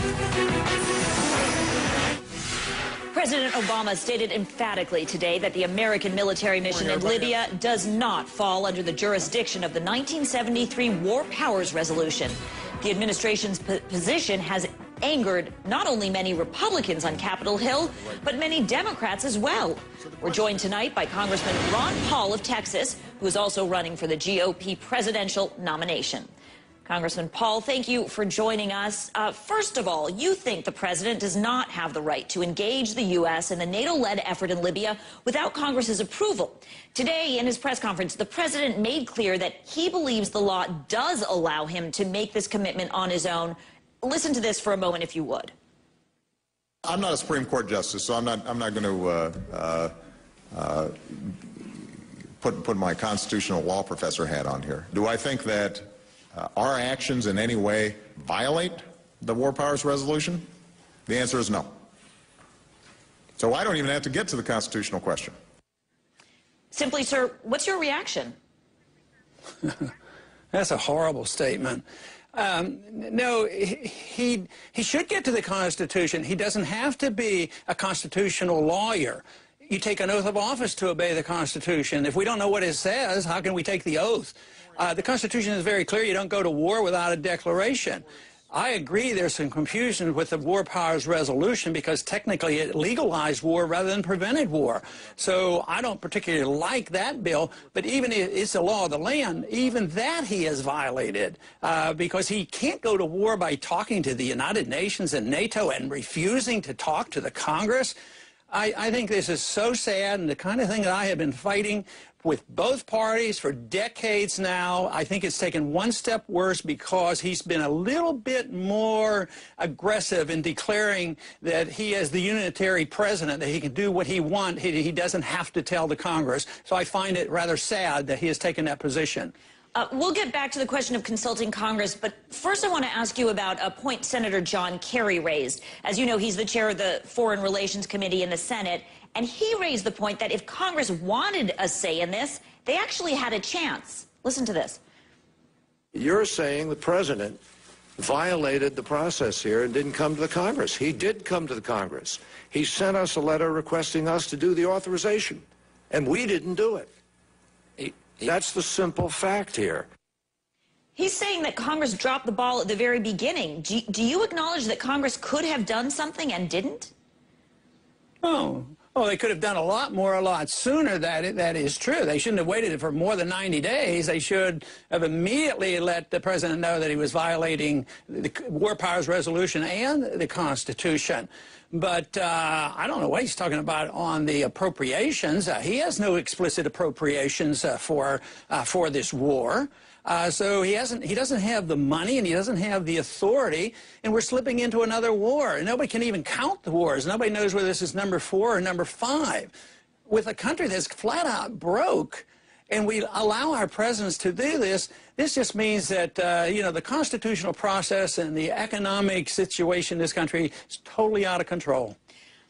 Foreign relations. Well, today the president said, you raised the question of consultation. Today the president said that the criticism he has not sufficiently consulted with Congress is actually just partisan politics. He says he has consulted with Congress repeatedly, had people in repeatedly, addressed this issue repeatedly. Are you using this issue simply to score political points? He hasn't called me, and he hasn't come to the Congress, and you know, the Congress is everybody, and if you follow the law says, the Constitution says, if you go to war, you have to have a declaration, and you can't replace that with saying, well, we had a UN resolution, we went to NATO. You know, many, many years ago, after World War II, when NATO was set up, Mr. Republican Robert Taft said, don't get into NATO, because before you know it, we'll use NATO for having us slip into these wars. And his predictions were exactly right. The sovereignty of this nation depends on us and not the UN. And the Constitution is the law of the land. And we don't have to be constitutional lawyers to understand that. We don't need lawyers to tell us what to do and not to do, because we shouldn't be in office if we don't understand what the Constitution says. It's plain and simple. So, but he's not the first. It's been going on for so long. Matter of fact, Truman was the first one to do it. He went in under the UN resolution. I'm sure if I'd have been in Congress back in 1940, well, 1950, I'd have been as outraged as I am now. But that's a slippery slope, and unfortunately, it's a large participant in our bankruptcy. Right now, it's estimated that the wars in Iraq and Afghanistan, the new estimates will be over $4 trillion. It's so hard to estimate at a time when we can't even pay for medical care for people in this country.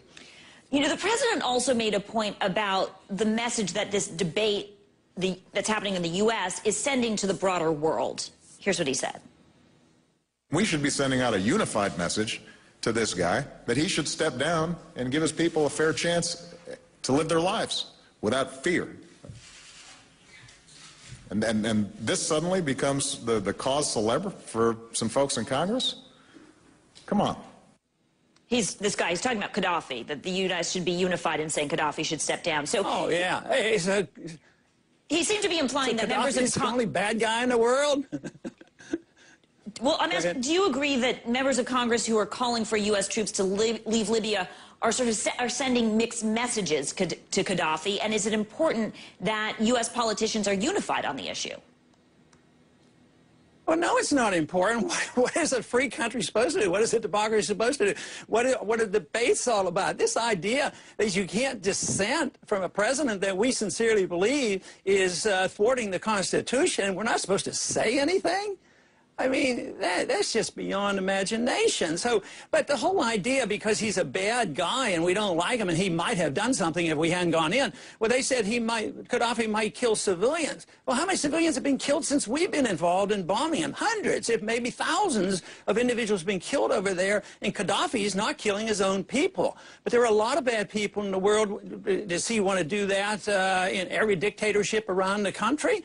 But we have, since the Cold War ended, we've assumed this responsibility that we have to dictate to every single country which dictators should run their country. So when there's a good dictator, you know, we sort of give them a lot of money. When they turn against us or we decide he's a bad dictator, I mean, it wasn't so many years ago that we were doing business with Gaddafi. Just a few years ago. The same, it's just over and over. At one moment, we're their best friends, as you know, we were on the same side as bin Laden was when the Soviets were in Afghanistan. Then he became our arch enemy. Saddam Hussein was our best friend in the 80s. We helped him, and we even helped them get a nuclear reactor at one time. And so it's this flip-flopping around, and we forget about the purpose of the Congress and the President. It's supposed to protect the sovereignty and the safety of this country, not to take care of the whole world and police and decide which dictator is going to run every country. Switching gears, sir, if we could for a moment. You're opposed, let's talk about the economy here. You're opposed to cutting a deal to raise the debt ceiling. You've argued that we should just let that deadline come and go and that we'll survive without a financial crisis. But in a press conference today, the president disagreed. I want to address what I've been hearing from some quarters, which is, well, maybe this debt limit thing is not really that serious. We can just pay interest on the debt. For the U.S. government to start picking and choosing like that is not going to inspire a lot of confidence. Moreover, which bills are we going to decide to pay? Are we really going to start paying interest to Chinese who hold treasuries? And we're not going to pay folks their Social Security checks? So, sir, which bills would you pay, or do you dispute the whole proposition? Well, for the president to imply that we don't think it's serious, matter of fact, we think it's very, very serious. We just think that continuing the process is worse than facing up to the facts that we're out of money and we're flat out broke. So he should never challenge and tell us that we're not seriously worried about this. But the whole thing is, fear tactics is the tool of big government. Just think of how we go to war. This whole thing about Saddam Hussein, how he was ready to unleash nuclear weapons on us. So we go to war, and none of that was true. And then also when the crisis hit in 2008, oh, if we don't bail out all these big banks and corporations, the Fed doesn't double and triple the money supply, it'll be the end of the financial world, the end of Western civilization. And bottom that line, was how people said, okay, we better go and do it. So now, once again, he's using the fear tactic. Bottom line, if we do not raise the debt ceiling, you think the U.S. will not suffer a financial crisis? Well, we're in the middle of a financial crisis, and it's going to get worse no matter what we do, and it's going to get much worse if we don't quit spending and printing money, because we're defaulting. They say, we can't do this or we'll default on our promises. We've done this many times. We default every single day when prices go up because that's the depreciation of the money, so we're in the middle of default. Thank you so much. I wish we could continue. We're out of time. The next clip gives us 20 reasons why Mr. Barack Obama is a socialist. Of course, he has been pursuing socialist policies in the United States of America, but this clip here is going to give you 20 reasons why he is indeed a socialist. Following is a list of 20 reasons why Obama is a socialist. This list was compiled by Joseph Farah, founder of WND.com. Reason number 1, Obama is a socialist because he was raised as one from his infancy. His mentor was family friend Frank Marshall Davis, a member of the Communist Party USA. But don't let the USA fool you. Once the old Soviet archives were opened up, there was proof that the CPUSA was entirely under the control and direction of the Soviet Union until the latter's collapse. Number 2, Stanley Ann Dunham, Obama's mother, dabbled in socialist politics throughout her life.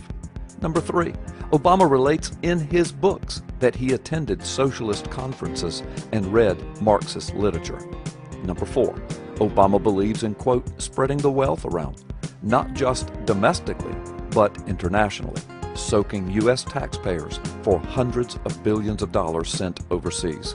Number 5, Obama became a, quote, community organizer in Chicago, working with ACORN, the Democratic Socialist of America, and other avowedly socialist groups, such as the New Party, whose endorsement he sought and won in 1996. Number 6, Obama befriended hardcore radical communist Bill Ayers and Carl Davidson, both members of the Socialist Students for a Democratic Society. Ayers went on from SDS to lead the revolutionary communist Weather Underground faction responsible for a wave of terror including bombings of the Capitol, deadly bank robberies, and the bombing of a police station in San Francisco that killed an officer. Number 7, while in Chicago, Obama and his family attended Jeremiah Wright's Trinity United Church of Christ for 2 decades. Wright was not only anti-American, anti-Semitic, and racist, he was also a socialist, a practitioner of libertarian theology, who famously said, "We must ask the question, Why are there 40 million poor people in America? And when you ask that question, you are raising questions about the economic system, about a broader distribution of wealth. When you ask that question, you begin to question the capitalistic economy, end quote. Number 8, which group boasts the most White House visits since Obama moved in? The Service Employees International Union, a new name for ACORN, which, according to former official Stephen Lerner, seeks to, quote, destabilize America's financial system through Occupy-style attacks on banks and Wall Street. Number 9, Obama taught a law school class on socialist activist Saul Alinsky, not the U.S. Constitution. Number 10, Obama endorsed Bernie Sanders, the only avowed socialist in the U.S. Congress. Number 11, the Communist Party endorsed Obama in his 2008 primary battle with Hillary Clinton. Number 12, Obama believes, quote, our individual salvation depends on collective salvation. Number 13, as president, Obama appointed an unprecedented 45 czars, including many socialists, Van Jones, Anita Dunn, John Holdren, Cass Sunstein, Ron Bloom, and Elizabeth Warren. Number 14, he is the Manchurian president, as described by Aaron Klein in the classic definitive work on this topic, The Manchurian President, published by WND Books. There you have it, 14 reasons why Obama is a socialist. But wait, there's more, and these final 6 reasons come right out of Obama's own mouth. Number 15, Obama believes every person has a, quote, right to health care. The Communist Party and the Socialist Party agree. In fact, it's part of their platforms. Number 16, Obama believes labor unions should be allowed to organize workers without approval being subject to secret ballots. The Communist Party and the Socialist Party agree. In fact, it's part of their platforms. Number 17, Obama believes there is an inherent right to housing. The Communist Party and the Socialist Party agree. In fact, it's a part of their platforms. Number 18, Obama has promoted an open borders agenda. The Communist Party and Socialist Party agree. In fact, it's in their platforms. Number 19, Obama has radically reduced the size and power of the U.S. military. The Communist Party and Socialist Party agree. In fact, it's in their platforms. Number 20, Obama has steadfastly promoted a, quote, steeply graduated income tax. The Communist Party and the Socialist Party agree. In fact, it's in their platforms. This concludes Joseph Farah's list of 20 reasons why Barack Obama is a socialist. But a far bigger challenge would be for those in the pro-Obama camp to provide a list of 20 reasons why Obama is not a socialist. Come to think about it, could they even find one reason?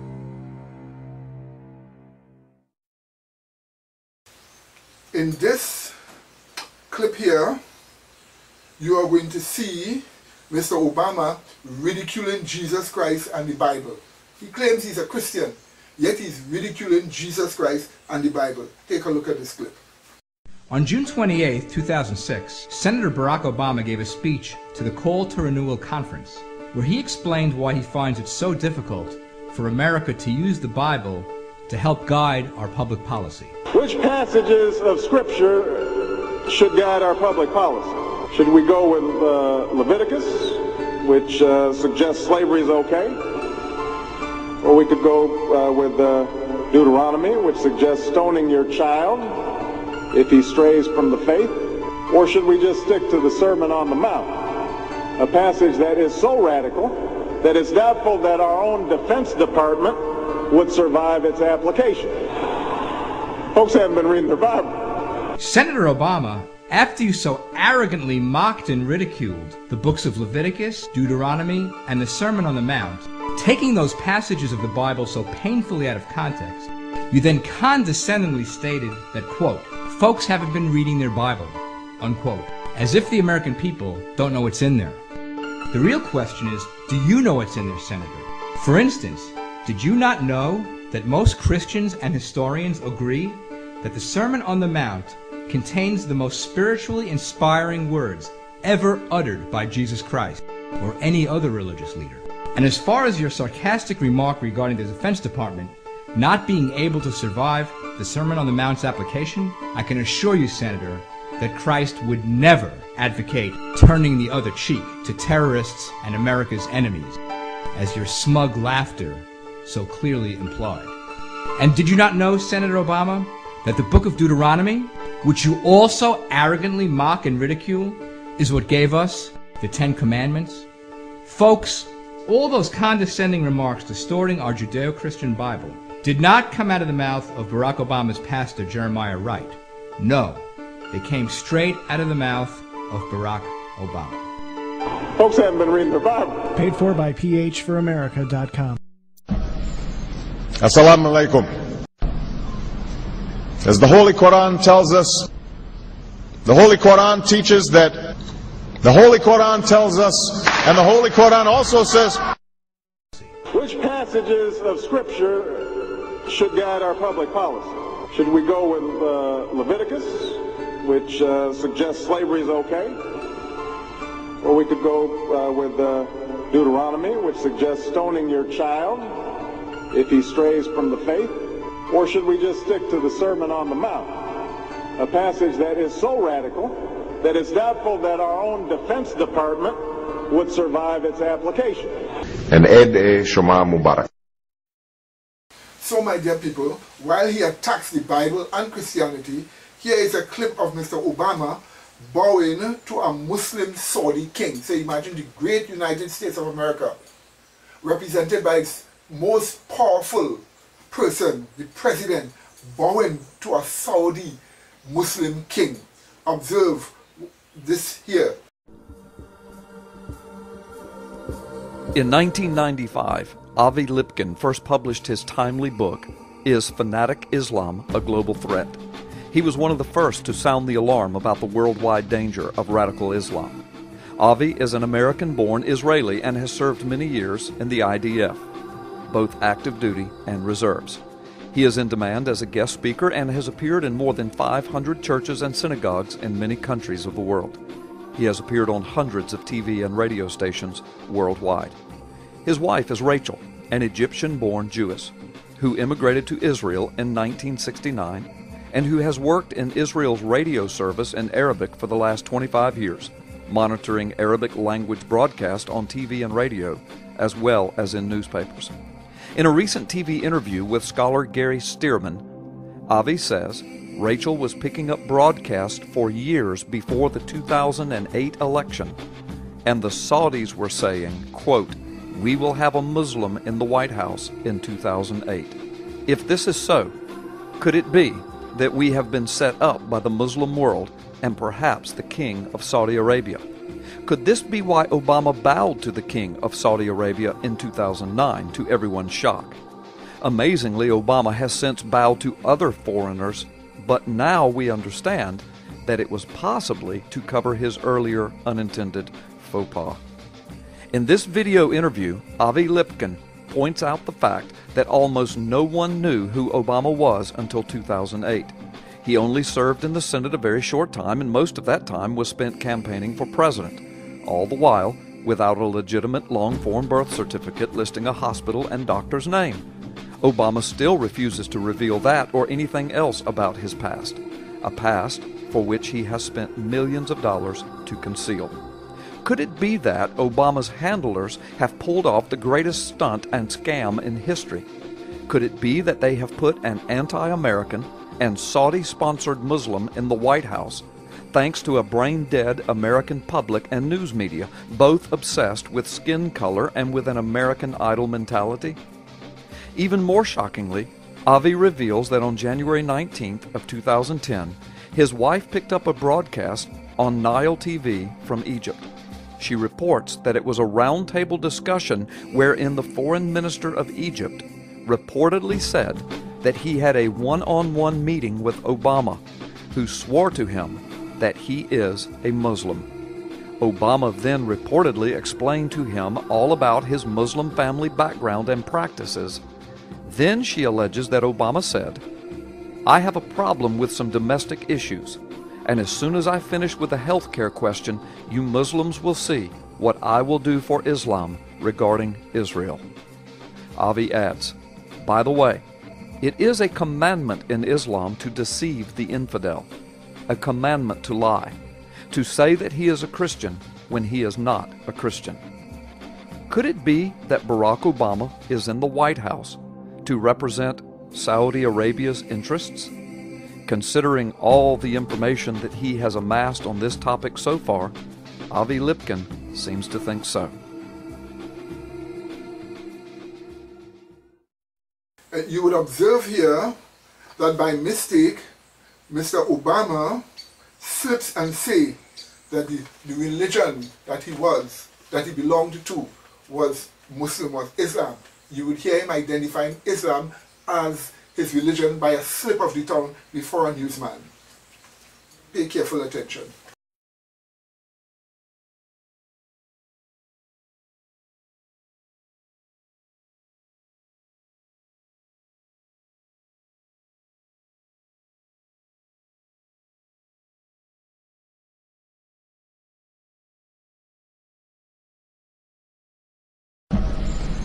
Assalamu alaikum.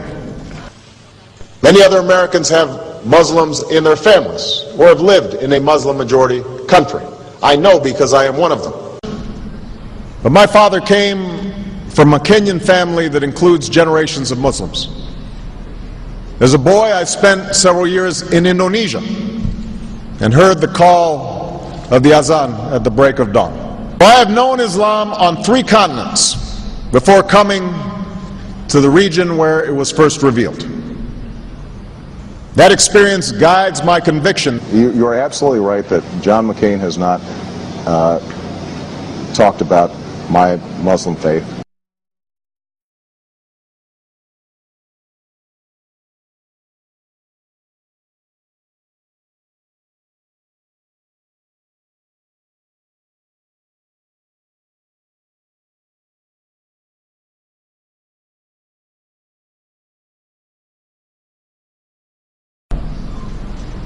As the Holy Quran tells us, the Holy Quran teaches that, the Holy Quran tells us, and the Holy Quran also says,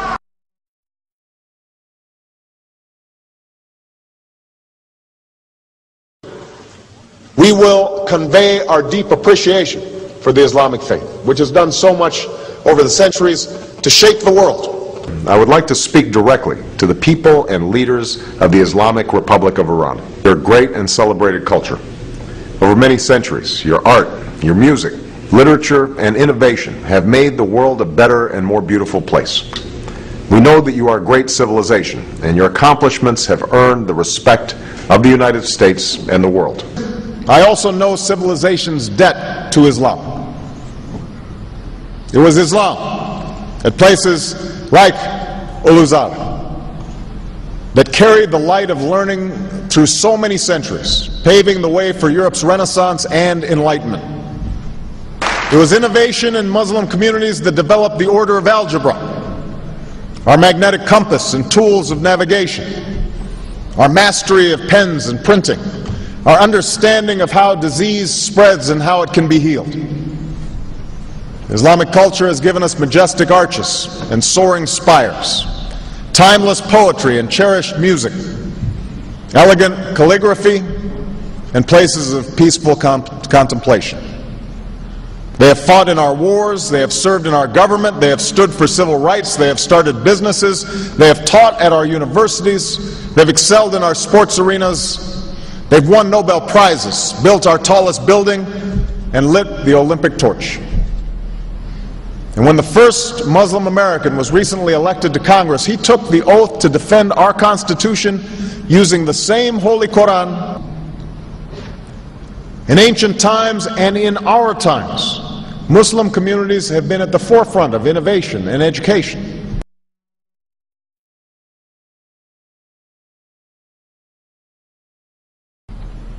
Islam is not part of the problem in combating violent extremism. It is an important part of promoting peace. The enduring faith of over 1 billion people is so much bigger than the narrow hatred of a few. In the United States, rules on charitable giving have made it harder for Muslims to fulfill their religious obligation. That's why I'm committed to working with American Muslims to ensure that they can fulfill zakat. It is important for Western countries to avoid impeding Muslim citizens from practicing religion as they see fit. And I consider it part of my responsibility as President of the United States to fight against negative stereotypes of Islam wherever they appear.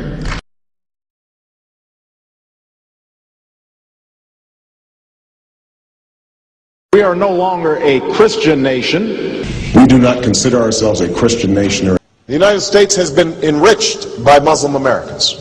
Since our founding, American Muslims have enriched the United States. Islam has always been a part of America's story. There is a mosque in every state in our union and over 1,200 mosques within our borders. You know, one of the points I want to make is that if you actually took the number of Muslims Americans, we'd be one of the largest Muslim countries in the world. Let there be no doubt, Islam is a part of America.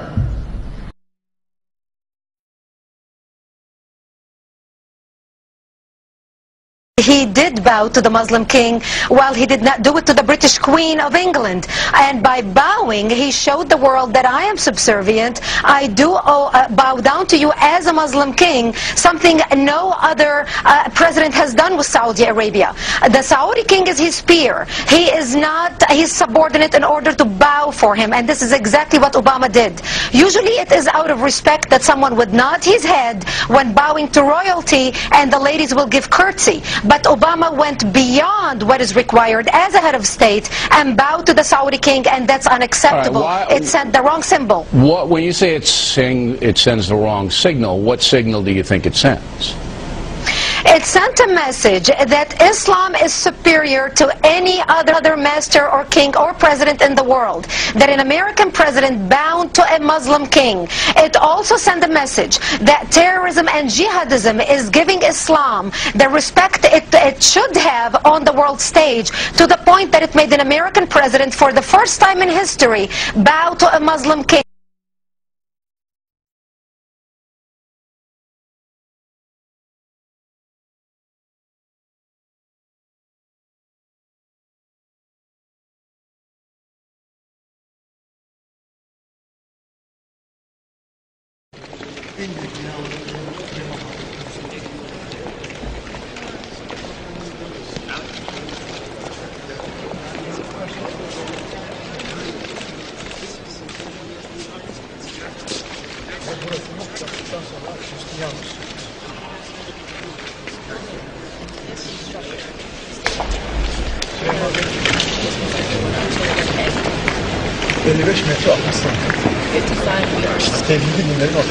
And this is a common thought shared by all the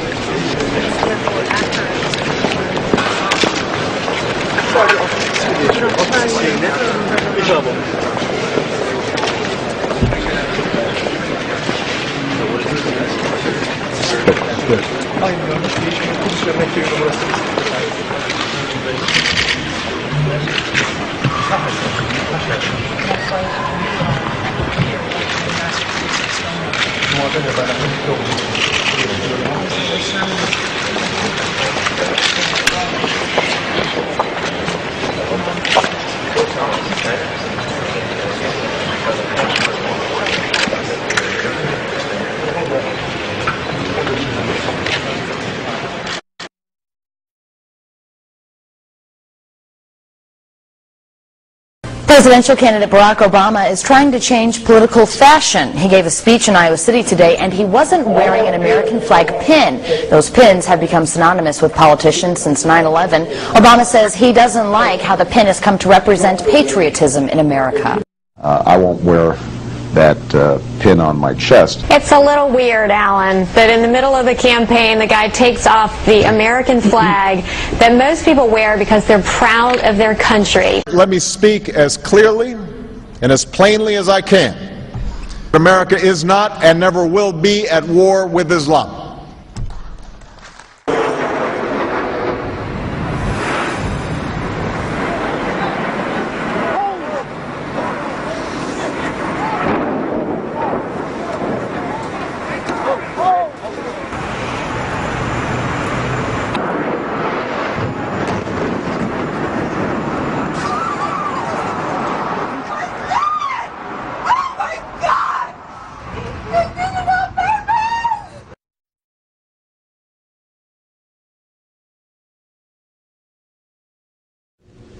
Thank you. And Eid Shoma Mubarak. The following clips, which you're about to see, reveal which religion have impressed and taken what we call Mr. Obama's heart and admiration. You would see which religion from his own words. You would see it is Islam. You would see him praying with Muslims in the White House while he would not invite Christians for such an exercise like this. But he refuses to do the same thing. He refuses to pray with Christians, but you would see him exalting Islam with his words. Pay attention to these clips. Hi, this is Tasia for Rock the Facts. Take a look at this picture. This is a picture of Mr. Obama at a Muslim prayer service last week at the White House, in the same room that the inauguration is held. Looks like he's not only there, but he's actually taking part, doesn't it? So the man who canceled our National Day of Prayer, supposedly because of atheists' complaints, is seen taking part in a mosque prayer session? The fact that he canceled our National Day of Prayer, the one that was first designated by President Truman and later made permanent by President Reagan, should give us a little insight into who this man really is. How quickly he forgets that the United States of America was founded on Judeo-Christian principles. On behalf of the American people, including Muslim communities in all 50 states, I want to extend best wishes to Muslims in America and around the world. Ramadan Kareem. Ramadan is the month in which Muslims believe the Quran was revealed to the Prophet Muhammad, beginning with a simple word, Iqra.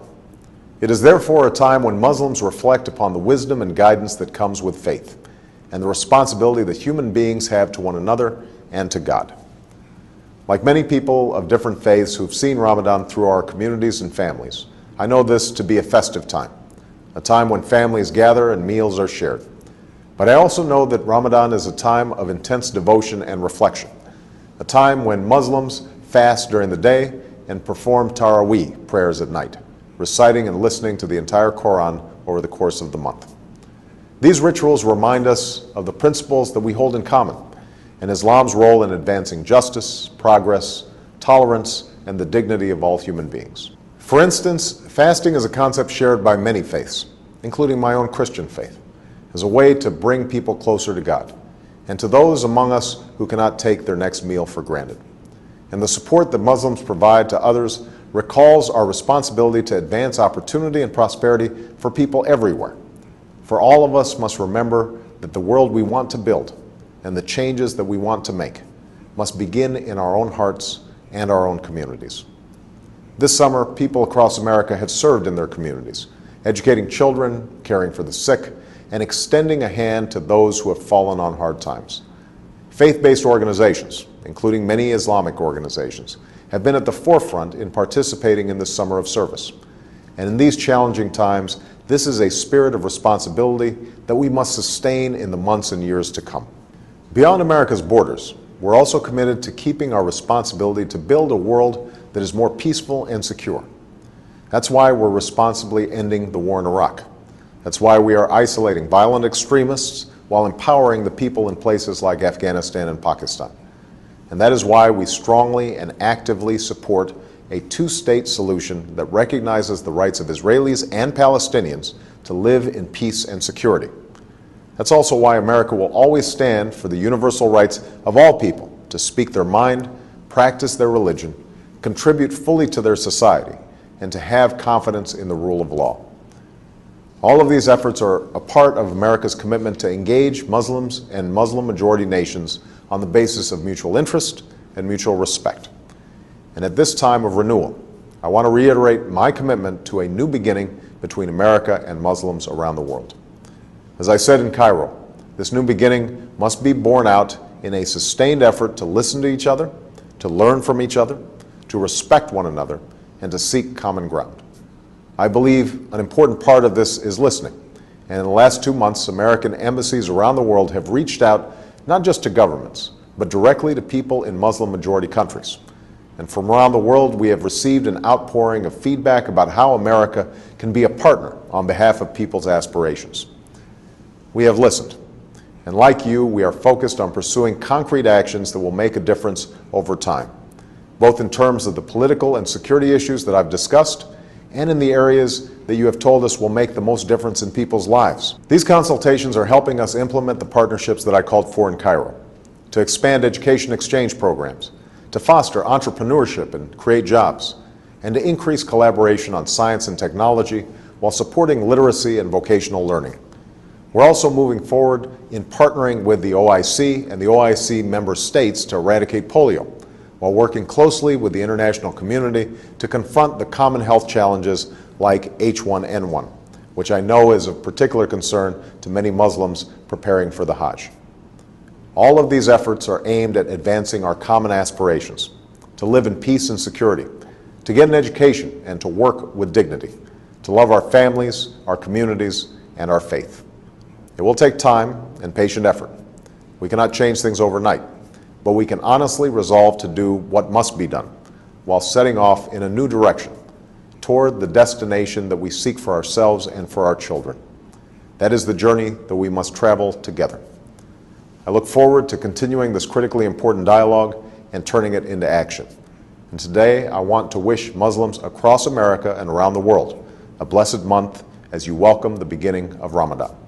May God's peace be upon you.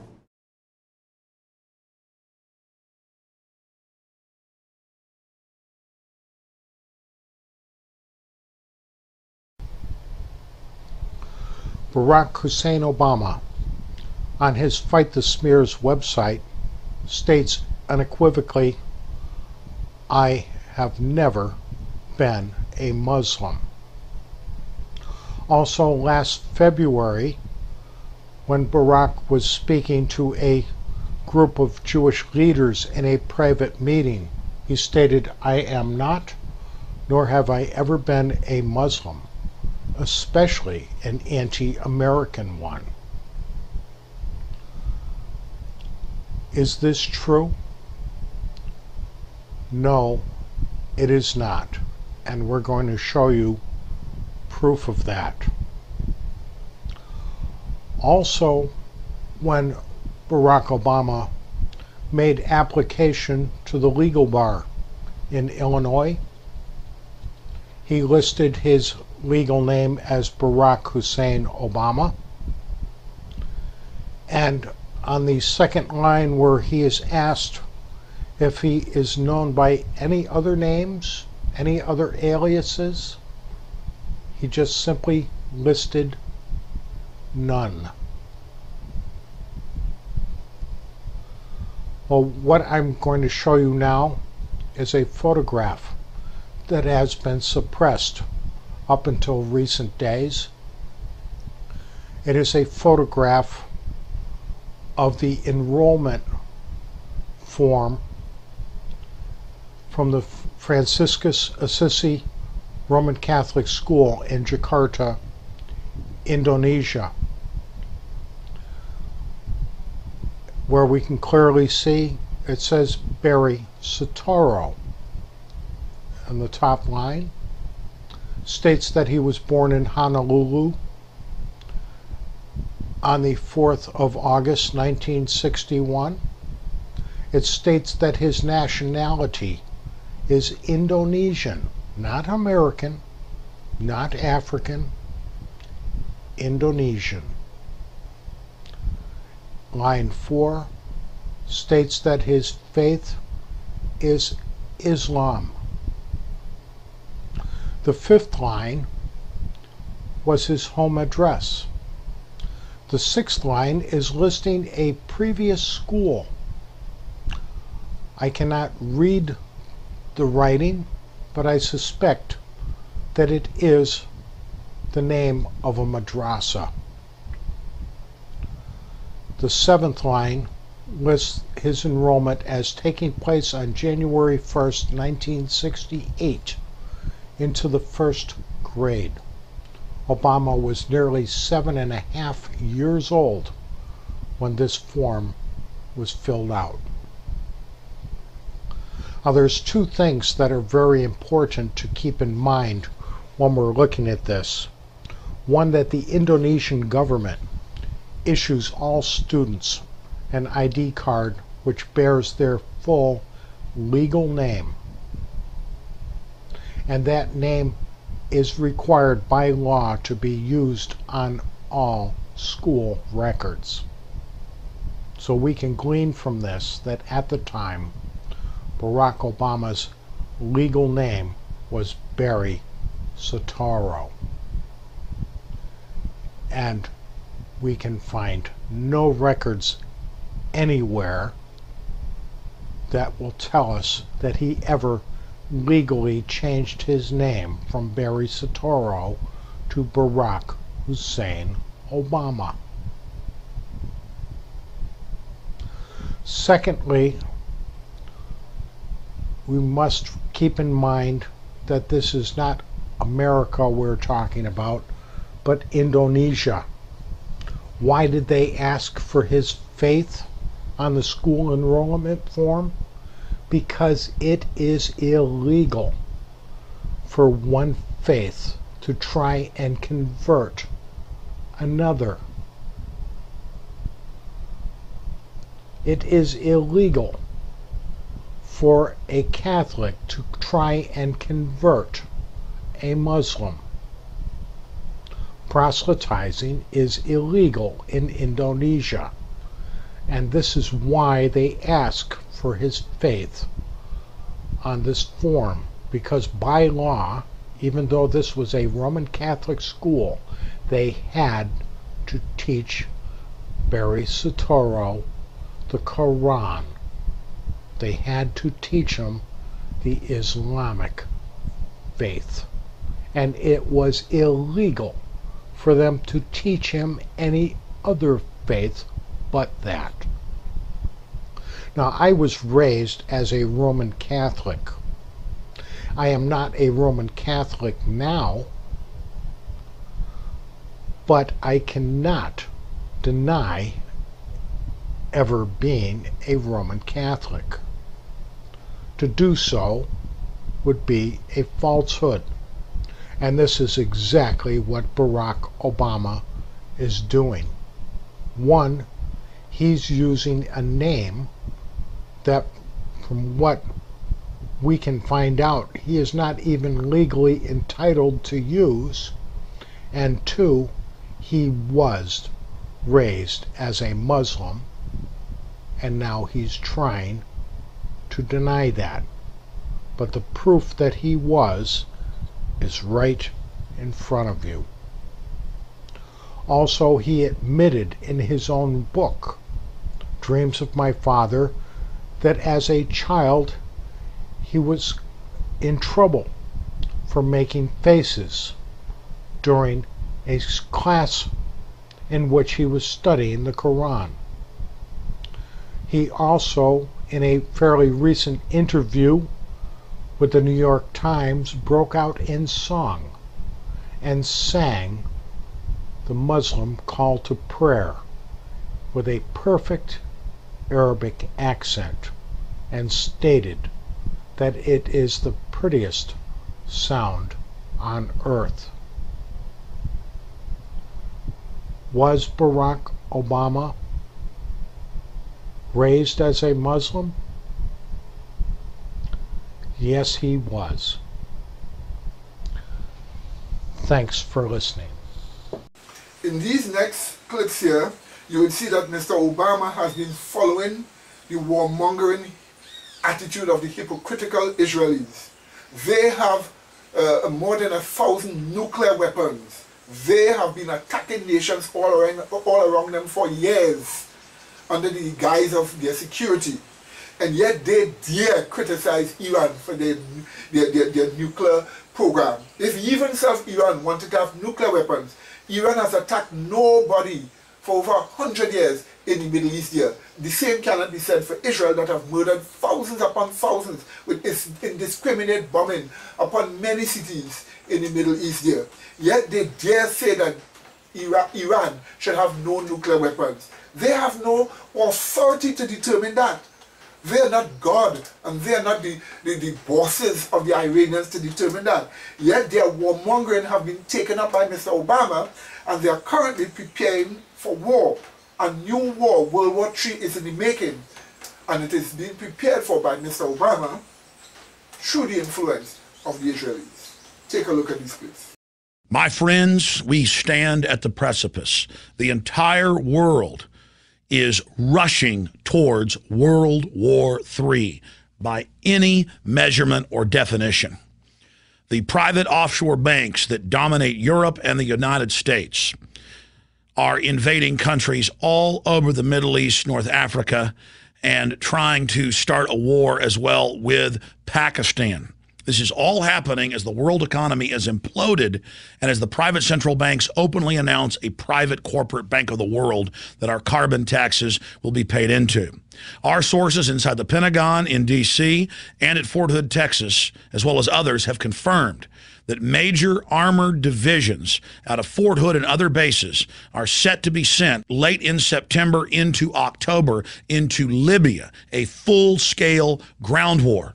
Meanwhile, Obama comes out and says he doesn't need any authorization from Congress and that Libya is not a war. Now he's threatening to go into Sudan. They've got warships off the coast of Syria, and our media and senators are openly calling for war. The Russians are threatening to respond.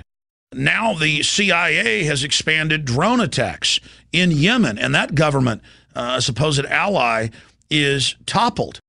The former darling of the establishment, Hosni Mubarak, the 31-year dictator of Egypt, was overthrown by a U.S., British/Europe-backed military coup, and citizens are being arrested en masse. No protest is allowed.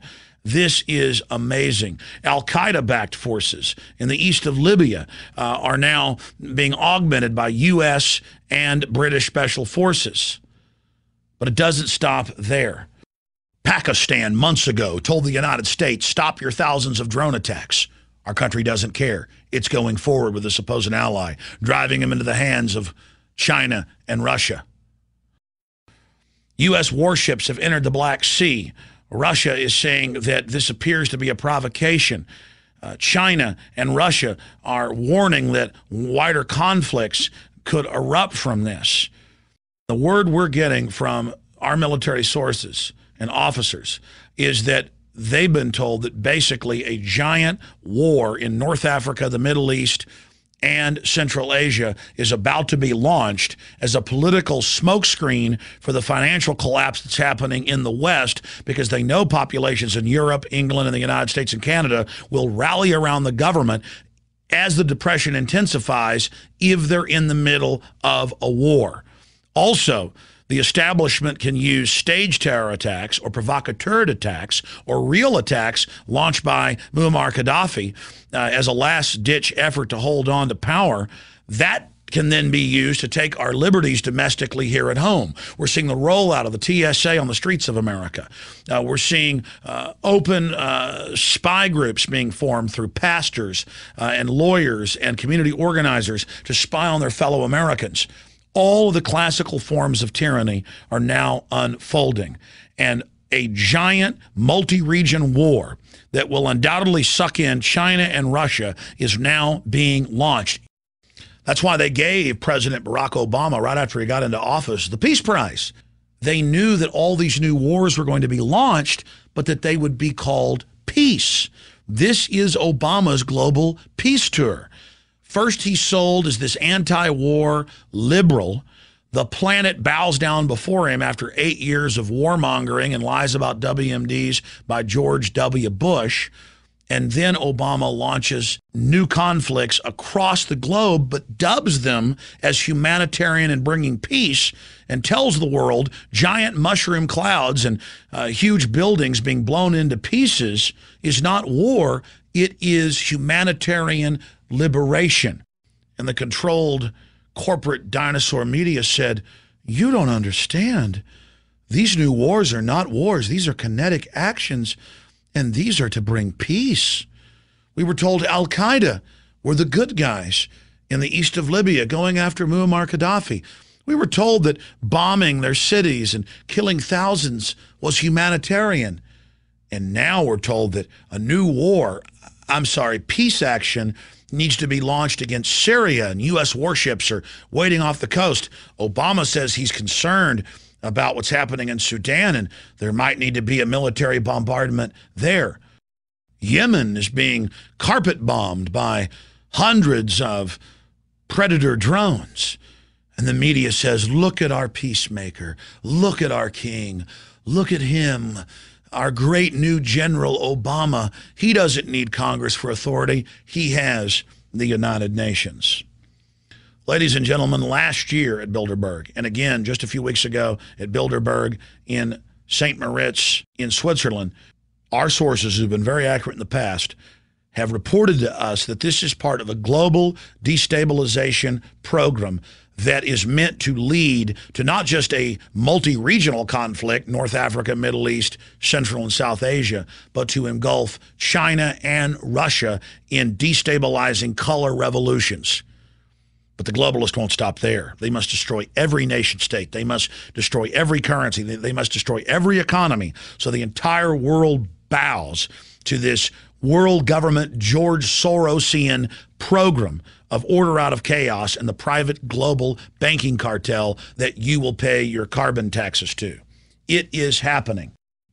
Meanwhile, it has now been proven what we first reported last year, that the Bureau of Alcohol, Tobacco, Firearms, and Explosives for the last 2 years knowingly helped ship semi-automatic firearms by the thousands to Mexico in an attempt to then track the weapons back into the United States and connect them to violence in Mexico so the federal government could call for a total ban on all semi-automatic firearms, as they have now done. This is incredible.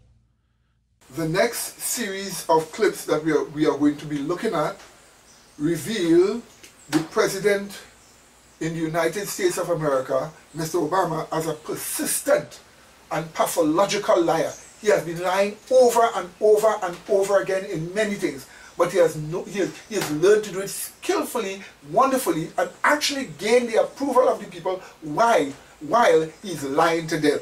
Let's take a look at this. Number one, here is Mr. Obama lies for the sake of warring with Iran. All right, ladies and gentlemen, this is a maximum alert for all info warriors and people that love peace and liberty worldwide. Maximum alert. Alex Jones here, coming to you from my home. I knew this was big 2 days ago when they said they foiled the Iranian plot to blow up the Saudi embassy in D.C. and assassinate people, claiming that it was Mexican drug cartels. I knew that that was a cover for the Fast and Furious subpoenas that they knew were imminent the next day or yesterday. Since then, Lieutenant Colonel Anthony Schaefer, who you better believe speaks for some of the better elements of the Pentagon and of the ruling elite of this country, he's reported in part of very important think tanks, heavily involved in trying to kill bin Laden, has blown the whistle on a lot of 9/11 stuff, the Super Congress. When he basically is unleashed to come out and say something, you know it's important. Paul Watson's article is up at Infowars.com. FBI insider, Obama administration likely manufactured dubious terror plot. And Schaefer talked to a high-level FBI agent with clearances who knows that it's not in the system, that there was not a plot. Repeat, not a plot. Then, and again, people think I'm quick. I'm not really quick. A lot of this was hiding in plain view. I knew there'd be some false flag or build-up for war. As the smokescreen for Obama's approval rating plunging, the Fast and Furious coming out, the Democrats calling for him not to run. And I said last week, if they don't start pulling a new war or false flag, Obama will be toast in 1 month. Then I discovered that a member of my family, who's an Army officer, is being sent to Kuwait and was very tight-lipped. And then I made some other calls and confirmed it's a green light attack. Israeli strike on Iran. Repeat, within 2 weeks, T-minus 2 weeks. It could happen tomorrow. It could happen next week. But the main forces and logistics forces for a U.S.-backed strike of the Israelis is building up in Kuwait and surrounding areas right now. This is an absolute mega alert. I'm telling you, ladies and gentlemen, it could not be any more hardcore. Then my phone rings 10 times in a row until I jumped off the treadmill this morning and went over and got it.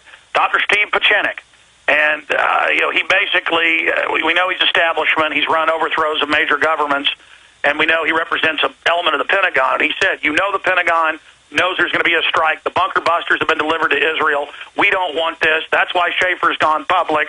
And he basically put his cards on the table as if any of us needed him to, and just said, well, he's coming on later. We'll see what he says. The point is, he's been talking to a lot of people in current government intelligence and the Pentagon, and he said it's on. The government, again, I would add, could stage terror attacks now and blame it on Iran. It is on.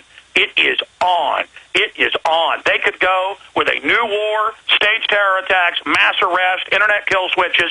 They are testing the waters right now to completely drop the hammer on us. This is a mega red alert. Here is Mr. Obama lying on Iran. Yesterday, the FBI alleged that it had foiled an Iranian terror plot, but the main suspect has been in custody since September. So why did the Department of Justice wait until now to announce this threat? Is it mere coincidence, as it comes at a time when House Republicans, as you've just heard, subpoenaed the head of the Justice Department, Attorney General Holder himself, for his marred gun-running program, Operation Fast and Furious, which, as you know, let military-grade weaponry get in the hands of Mexican drug gangs? Or is there another explanation for this curious announcement that Mr. Holder made yesterday? Joining us by phone from Virginia is retired Army Lieutenant Colonel Anthony Shaffer. Colonel Shaffer, it's always a pleasure. Welcome back to Freedom Watch. Thank you for having me, Judge. Sorry I can't be there. As are we, but we appreciate you picking up the phone and calling us. What is your take on this alleged terror plot involving Iran? Is this the way the Iran intelligence agencies usually operate, engaging with somebody they thought were involved with Mexican drug gangs to assassinate a Saudi Arabian ambassador in a public restaurant in New York or Washington? Well, it's a long way to get to a much easier target in other places, and no, I don't think so. And obviously, I've interrogated the Iranians. It's two chapters of my book, Operation Dark Heart, are dedicated to this, and that's what makes me think twice about this. The American that they're accusing here, Judge, was true enough. He has a dual passport, Iranian-American, but frankly, my experience has been directly that these people love being here. Once they're here, they love being here. And the idea of this guy, all of a sudden, after years being a successful, by all accounts, a successful used car salesman in Texas, part of the community, I would think it would be very difficult to imagine him just all of a sudden deciding that he's going to go against everything he's done for the past, for the past 15 years to do this. It does not spell correctly at this point in time. All right. Well, give me, if you would, your best estimate as to what does spell correctly. For example, is it possible that this Iranian American is a double agent who wanted to trick the government of the United States of America into taking some action against Iran? Is it likely that the FBI concocted this whole thing, and because it was a sting, nobody was ever in danger? There was never a real plot. This guy was plotting with FBI agents who he thought were Mexican drug lords. What does Colonel Shaffer think really went down here? I think that's part of it. I think the reason it came out now is literally this is red meat to a bunch of lions. I think this is why they threw it out now at this point, not in September. Secondly, yeah, the FBI has had a record lately, and I did talk to one of my inside guys today, and he is saying that he thinks the same thing. You know why? Because he can't find any real information, and he's got a clearance. So that tells him that there's something going on that's extraordinary by the fact that he's an inside, investigator, knows what's going on, and yet, and I'm going to quote here, there's nothing on this within the DOJ beyond what they've talked about publicly, which means to him there's something very wrong with it. Look, the United States used failed and flawed intelligence to attack Iraq in 1991 and in 2003. Is there the danger that we might use something as preposterous as this plot, which was created and run and controlled by the FBI that was announced yesterday, as a basis for invading the country of Iran, which, as you know, a lot of neocons in this country have been itching to get us to do? Right. I got to tell you, I do believe the Iranians do pose a threat. However, I agree with you on this. There's no reason to believe at this point that the intel is there to justify a direct military action. So what we need to do here is look much deeper at this beyond what's been put out there. Frankly, Judge, they've got to come clean on this. They've got to actually announce the details of the investigation. And frankly, I think the real issue is it goes back to the southwest border. I mean, if these guys were going in and out, the Iranians were moving in and out of the border, southwest border, we need to look at that again, and not only from the perspective of Fast and Furious, but what else is actually going on. Precisely. Colonel Schaefer, it's a pleasure. These are unpleasant things we talk about. They are. But we commend you for weighing in on them. Thanks for joining us. Thank you, sir. This clip shows us Mr. Obama's continual lying. Well, it turns out Joe Wilson was right when, on September 9, 2009, Wilson shouted, "You lie," to President Barack Obama when he addressed a joint session of Congress. In a recent bulk email sent out by Obama through the official campaign website, the president did just that, lied through his teeth. The email was part of an ongoing lottery campaign designed to sell a personal meeting with the American president for $3 in the form of a lottery ticket. This ticket is only available by donating at least $3 to the campaign to re-elect Barack Obama. That deadline was December 31st, 2011, so if you haven't got your $3 ticket yet, you're out of luck. The email read, "Chip in $3 or whatever you can today, and you'll automatically be entered to be one of our dinner guests." Now, we've been covering this lottery for several weeks now, and in the recent email from Obama, he resorts to flat-out lying in the desperate attempt to get as much money as they can before the December 31st deadline. Here's the text. See if you can spot the lie. Quote, "We don't take a dime from D.C. lobbyists or special interest PACs. Never have and never will. Instead, we believe in the kind of politics that gives everyone a seat at the table. So we're literally offering these seats at dinner to folks who are willing to step forward and be part of it." It's quite obvious, right? Obama says he's never nor ever will take money from lobbyists. Please. Even the New York Times has shown this to be a flat-out lie. From the New York Times, dated October 27, 2011, titled, "Obama backers tied to lobbies raise millions," at least 15 of Mr. Obama's bundlers, supporters who contribute their own money to his campaign and solicit it from others, are involved in lobbying for Washington, consulting shops, or private companies. They've raised more than $5 million so far for the Obama campaign. And that was from the New York Times, a notoriously liberal paper. Obama uses a bundler loophole to get around actually putting his hand in a lobbyist's pocket. The bundler solicits lobbyists on behalf of the Obama campaign. To say he never takes money from a lobbyist is a flat-out lie. Joe Wilson was right, Mr. President. You lie. Alright, so we just got this email from the Barack Obama headquarters, and they've embedded a video in the email. And this is from the pre-caucus 2008 speech that Obama gave. He was calling on people to go into Iowa. This was the pre-Iowa caucus speech, and BarackObama.com just sent it to us, so let's see what he has to say here. Tomorrow we'll come to the end of a 10-month journey. Tomorrow, right? You've heard from all of us and read our plans. You've been bombarded with mailings and phone calls, right? And you'll be glad to know this is one of the last times you'll hear me say, "I'm Barack Obama, and I approve this message." Oh, thank God. But the question you have to ask yourself when you walk into that caucus tomorrow is this. Right. Who can take us in a fundamentally new direction? Yeah, you sure did. I'm running to finally solve problems we talk about year after year after year. Year after year. To end the division. We've seen influence of lobbyists. Can end the division. Politics that values scoring points over making progress. Well, evil we can't lobbyists. afford more of that. No. Not this year. Not now. Not now. I've spent my life working for change that's made a real difference in the lives of real people. Yeah. That's why I passed up a job on Wall Street. Really? To fight joblessness and poverty on the streets of Chicago when the local steel plant closed. Golly. That's why I turned down the corporate law firms to work as a civil rights lawyer. There you go. To fight for those who had been denied opportunity.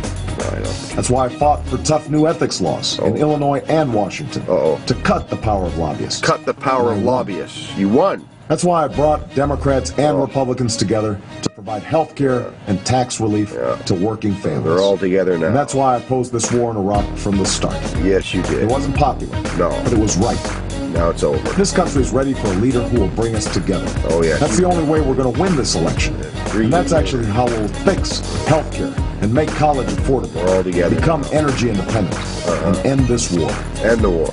I'm reminded every day that I'm not a perfect man. No. And I won't be a perfect president, but I can promise you this. I will always tell you where I stand and what I think. Really? I will listen to you when we disagree. Oh. I will carry your voices to the White House, and I will fight for you every day I'm there. So I ask you to caucus tomorrow. Not just for me. Every day another for your hopes, for your dreams, for the America you believe is possible. We have a dream. Time for you to go. There it is from the Barack Obama headquarters. A little skit we just did there, sort of pointing out that back in 2008, the night before the Iowa caucuses, President Obama made an impassioned plea to people to get out there and vote and to get him into office. And he had some very negative things to say about the lobbyists in 2008. And then we learned that he has raised millions of dollars now from the lobbyists. And then he sends out an email last week saying that he never has or ever will take money from lobbyists. And yet the New York Times has documented that Obama and his people, his campaign, has taken money from lobbyists through bundlers. Barack Obama and his people are resorting to just flat out lying to people, lying to their supporters, people who are on their email list. So Barack Obama the liar, the lies continue, and I'm sure that we're not done seeing it yet. The lies will probably get worse, but hey, you know what? We're on the inside of the campaign. We're on the Obama email list, so stay tuned for more. Thanks for watching. This next clip shows us Mr. Obama's lying false flag operation to war with Iran. Now, a false flag operation is where you give the impression you set up a country, you do the crime, but leave evidences that will point to that country, that you can enter into war with that country. The same thing happened in the Gulf of Tonkin, the same thing happened with the Vietnam War, the same thing happened with the Korean War. Also the same thing happened when the Israelis bombed and attacked the USS Liberty, and bombed up different American places in Egypt to blame Egypt that America will go to war with Egypt. They have been always doing that over a period of time. So here is Mr. Obama lying with regards to a false flag operation for the sake of warring with Iran. Ray McGovern was on a week and a half ago, and he said this is the closest we've been to a hit on Iran. And now you've got Bob Baer, the former Black Op field commander, coming out saying it's phony. Lieutenant Colonel Anthony Schaefer talked to high-level FBI. They say it's totally made up. There is nothing in the system on it. You've got former Bush administration officials. We've got articles on Infowars.com about this. The top expert on the Persians saying this is totally fake. It turns out we've got the affidavit now. The informant set all this up. The guy was trying to make a drug deal. The car dealer reportedly not involved in anything. An alcoholic pothead. And now they're saying more plots are coming out. This is a way to cover up Fast and Furious as well. A perfect storm. It looks like Israeli AIPAC elements, from my sources, are basically blackmailing Obama. This is kind of what McGovern said. He said they're going to politically destroy him if he doesn't go ahead with this. And they're off, and the neocons are pressuring, saying this is how you get reelected. We'll get behind you. So the big usual Republican suspects are behind it. You got that perfect storm: neocons, Republicans, Israel folks, some of the defense manufacturers, not the actual Defense Department, but the entire Defense Department, from my sources that are pretty high level, public and not public, say that the Pentagon, just like Fox Fallon 4.5 years ago said no, is saying do not do this. And another person telling us do not do this is Ray McGovern. So Ray, thank you for joining us. I wanted to give some background, but my intel is 100% they've green lighted it. That doesn't mean it's going to happen, but they are testing the trial balloons. If this con job sells, they're planning to hit Iran sooner rather than later. What is your intel, Ray McGovern? Well, Alex, glad to be back with you here. I guess I would start by saying that this cockamamie plot does not pass the smell test. I was amused if you can be amused by such things, by Hillary Clinton saying, you know, you couldn't make this stuff up. Well, yes, you can. Yes, you can. And they did. And it was just yesterday that the information came out from David Ignatius, who has a column in the Washington Post. He's so close to CIA operatives that he pretty much acts as their surrogate spokesman. And what he let out of the bag was the fact that, as he put it, Justice and White House officials were pretty skeptical. You know, they considered this pretty flimsy until CIA to the rescue. General Petraeus was able to gather information from inside Iran, mind you, that was so confirmatory that it lent credence to this, and the implausible all of a sudden became plausible. Well, give me a break. This clip here is going to show you Mr. Obama craftily lying about the NDAA, the National Defense Authorization Act. And I'm wondering whether the senator is familiar with the fact that the language which precluded the application of Section 1031 to American citizens was in the bill that we originally approved in the Armed Services Committee, and the administration asked us to remove the language which says that U.S. citizens and lawful residents would not be subject to this section. Is the senator familiar with the fact that it was the administration that asked us to remove the very language which we had in the bill which passed the committee, and that we removed it at the request of the administration, that would have said that this determination would not apply to U.S. citizens and lawful residents? I'm just wondering, is the senator familiar with the fact that it was the administration which asked us to remove the very language, the absence of which is now objected to by the senator from Illinois? I'm familiar now because the senator from Michigan has shared that fact. This following clip shows us Mr. Obama's double-tongue line. You'll see his double-tongue line in this clip. It has been put together. But we begin tonight with a tale of two speeches, both from the same man, both from President Obama. One speech that could have been billed as a ballad to the Constitution, a proclamation of American values, a repudiation of the lawless behavior of the last presidential administration, and another speech announcing a radical new claim of presidential power that is not afforded by the Constitution and that has never been attempted in American history, even by George W. Bush and Dick Cheney. Remarkably, President Obama today made both of those speeches simultaneously. Standing inside the National Archives in front of the actual original Constitution, President Obama delivered a blistering critique of the Bush administration, in which he called their actions and their legacy literally a mess. Our government made a series of hasty decisions. Poorly planned, haphazard approach. Too often, we set those principles aside as luxuries that we could no longer afford. Our government made decisions based on fear rather than foresight. The decisions that were made over the last 8 years established an ad hoc legal approach for fighting terrorism that was neither effective nor sustainable. An ad hoc legal approach for fighting terrorism that was neither effective nor sustainable. Ouch. Then, moments later, he announced his own ad hoc legal approach for fighting terrorism. President Obama today proposed something new, something called prolonged detention. Doesn't sound that bad, right? Prolonged detention. Did you ever see the movie Minority Report? It was based on a Philip K. Dick short story. Came out in 2002. It starred Tom Cruise, remember? He played a police officer in something called the Department of Pre-Crime.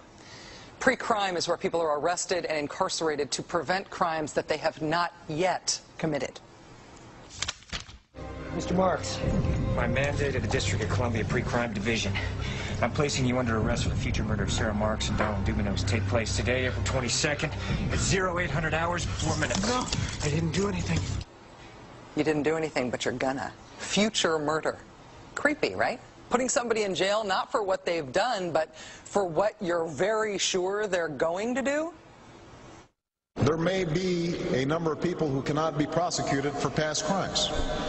In some cases because evidence may be tainted, but who nonetheless pose a threat to the security of the United States. We're not prosecuting them for past crimes, but we need to keep them in prison because of our expectation of their future crimes. Al-Qaeda terrorists and their affiliates are at war with the United States, and those that we capture, like other prisoners of war, must be prevented from attacking us again. Prevented. We will incarcerate people preventively. Preventive incarceration. Indefinite detention without trial. That's what this is. That's what President Obama proposed today, if you strip away the euphemisms.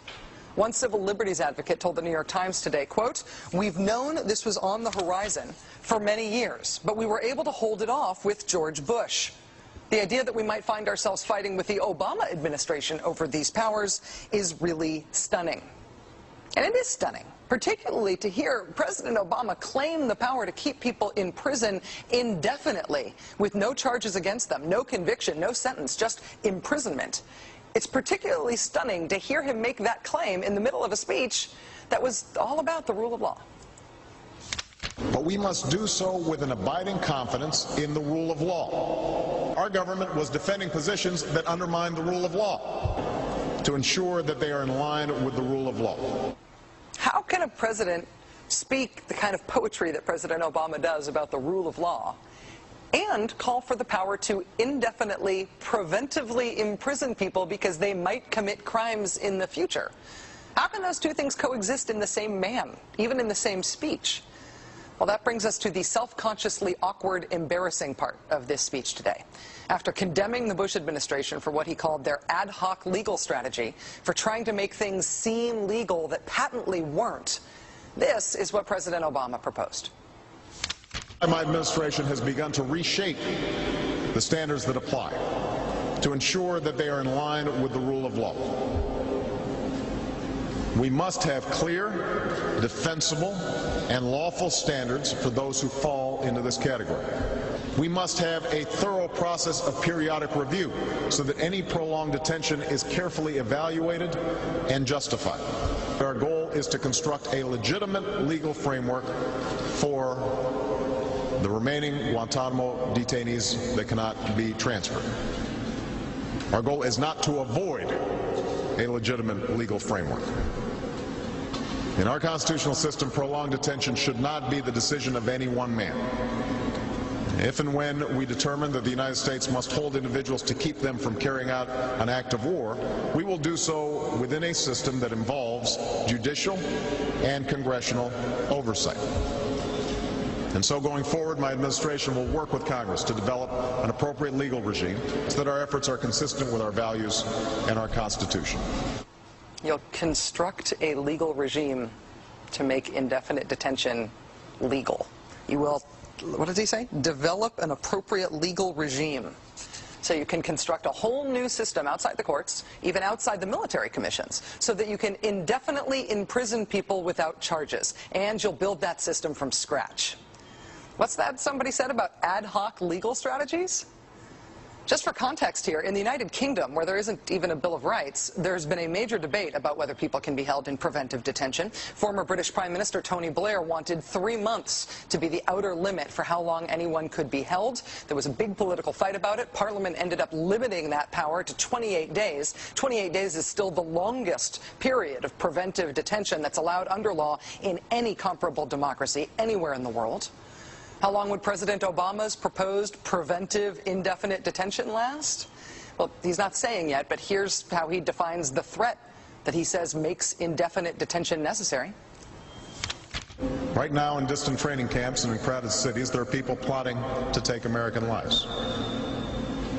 That will be the case a year from now, 5 years from now, and in all probability 10 years from now.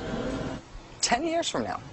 So you could get arrested today and locked up without a trial, without being convicted, without being sentenced for, say, 10 years until the threat of your future criminal behavior passes. prolonged detention, he's calling it. This was a beautiful speech from President Obama today with patriotic, moving, even poetic language about the rule of law and the Constitution, and one of the most radical proposals for defying the Constitution that we have ever heard made to the American people. This next clip shows us Mr. Obama's shameless lies. Shameless lies. Observe again. It's been reported that you and your wife are in the globalist CFR, which is the Council on Foreign Relations. I'd like to know if that is true, and also I'd like to know where you stand on the North American Union, which has been confirmed recently in the press. Ron Paul actually spoke about it, and the Congress has actually spent some money on it. This North American Union involves a union much like the European Union, only with Canada, Mexico, and the United States, and the possible merging of the money system into a piece called the Amero, which would actually strip the United States of some of its sovereignty and perhaps our rights. Where do you stand on that? Well, first of all, I'm not... The Council on Foreign Relations, I don't know if I'm a official member. I've spoken there before. It basically is just a forum where a bunch of people talk about foreign policy.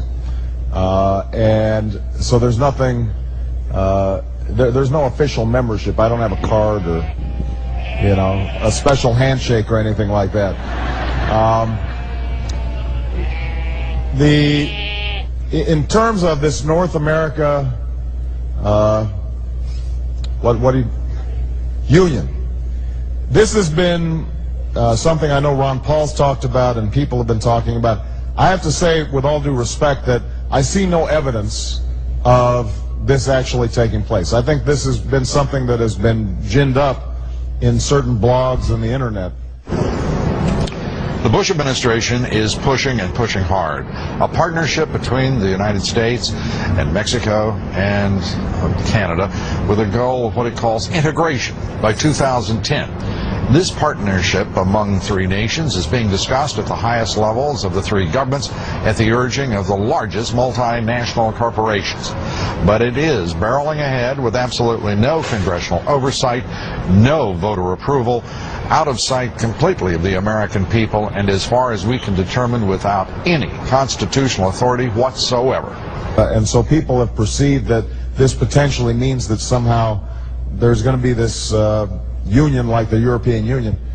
There's no evidence that that's taking place. And some mindless and uninformed people are suggesting that this is not even occurring. I saw a number of articles suggesting that this North American Union just isn't happening. It's a fiction, as some wild conspiracy theory.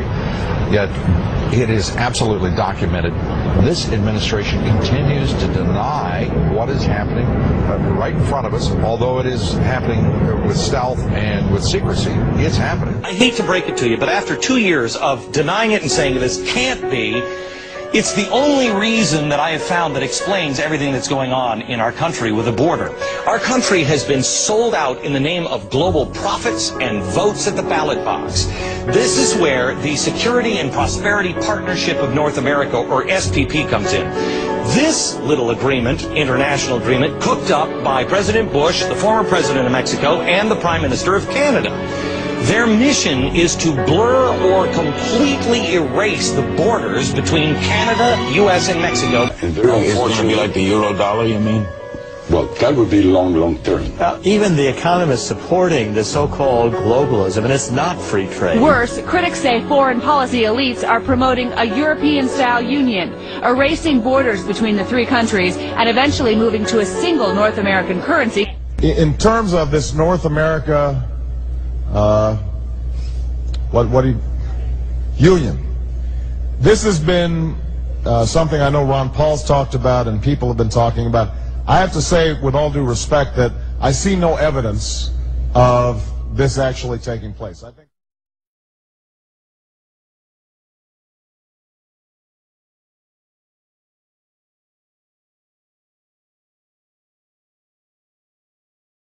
and so there's nothing, there's no official membership. I don't have a card or, you know, a special handshake or anything like that. You're both in Skull and Bones, the secret society. It's so secret we can't talk about it. What does that mean for America? The conspiracy theorists are going to go on. I'm sure they are. I don't know. I haven't seen the rest. Number 322? First of all, he's not the nominee. And, look, I look forward... Are you prepared to lose? No, I'm not going to lose. You both were members of Skull and Bones, a secret society at Yale. What does that tell us? Not much, because it's a secret. Is there a secret handshake? Is there a secret code? I wish there were something secret I could manifest. 322, a secret number? There are all kinds of secrets. And finally, you will see Mr. Obama lies in his election campaign that he did before. So observe again. All right. Woman right there. Good evening, Senator Obama. I just like to make a point. I know you remember me because Michelle said you did.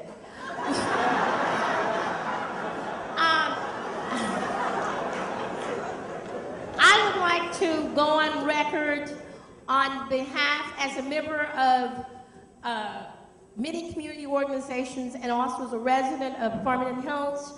When you are elected president, I would like you to revamp the bureaucracy of this country. I, for one, along with all of my neighbors and friends, have never let a terrorist into this country. We are tired of being pushed into fear by our government. We are tired of having our rights taken away from us by our government. And I am saying to you that if you will do us this favor, my country, 'tis of thee, sweet land of liberty, I want my freedom back. Okay, well, all right, here's what I'm going to do. Here's what I'm going to do. I'm certainly going to remember you for the next time.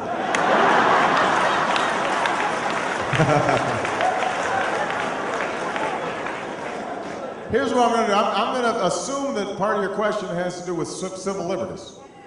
Okay. So, look, I have said repeatedly that there should be no contradiction between keeping America safe and secure and respecting our Constitution. You know, during the Republican convention, you remember during the Republican convention, one of them, I forget whether it was Rudy or Palin or it was one of them, they said, well, you know, Senator Obama is less interested with protecting you from terrorists than reading them their rights. Now, let me say this. First of all, you don't even get to read them the rights until you catch them. So I don't know what. They should spend more time trying to catch Osama bin Laden, and we can worry about the next steps later. I mean, seriously, these folks, catch them first. If you had stayed in Afghanistan and focused, but my position has always been clear. And it has always been clear. If you've got a terrorist, take him out. Take him out. Anybody who was involved in 9/11, take him out. But what I've also said, and by the way, if we had not been distracted in Iraq, we would have made more progress in Afghanistan. If we had been serious about how difficult it was going to be in Afghanistan and had stayed focused on it, we would not see Al-Qaeda reconstituting itself and stronger than at any time since 2001 in Afghanistan, the hills of between Afghanistan and Pakistan. But what I have also said is this, that when you suspend habeas corpus, which has been a principle dating before even our country, it's the foundation of Anglo-American law, which says very simply, if the government grabs you then you have the right to at least ask, why was I grabbed? And say, maybe you got the wrong person. You know, the reason you have that safeguard is because we don't always have the right person. We don't always catch the right person. We may think this is Mohammed the terrorist. It might be Mohammed the cab driver. You may think it's Barack the bomb thrower, but it might be Barack the guy running for president.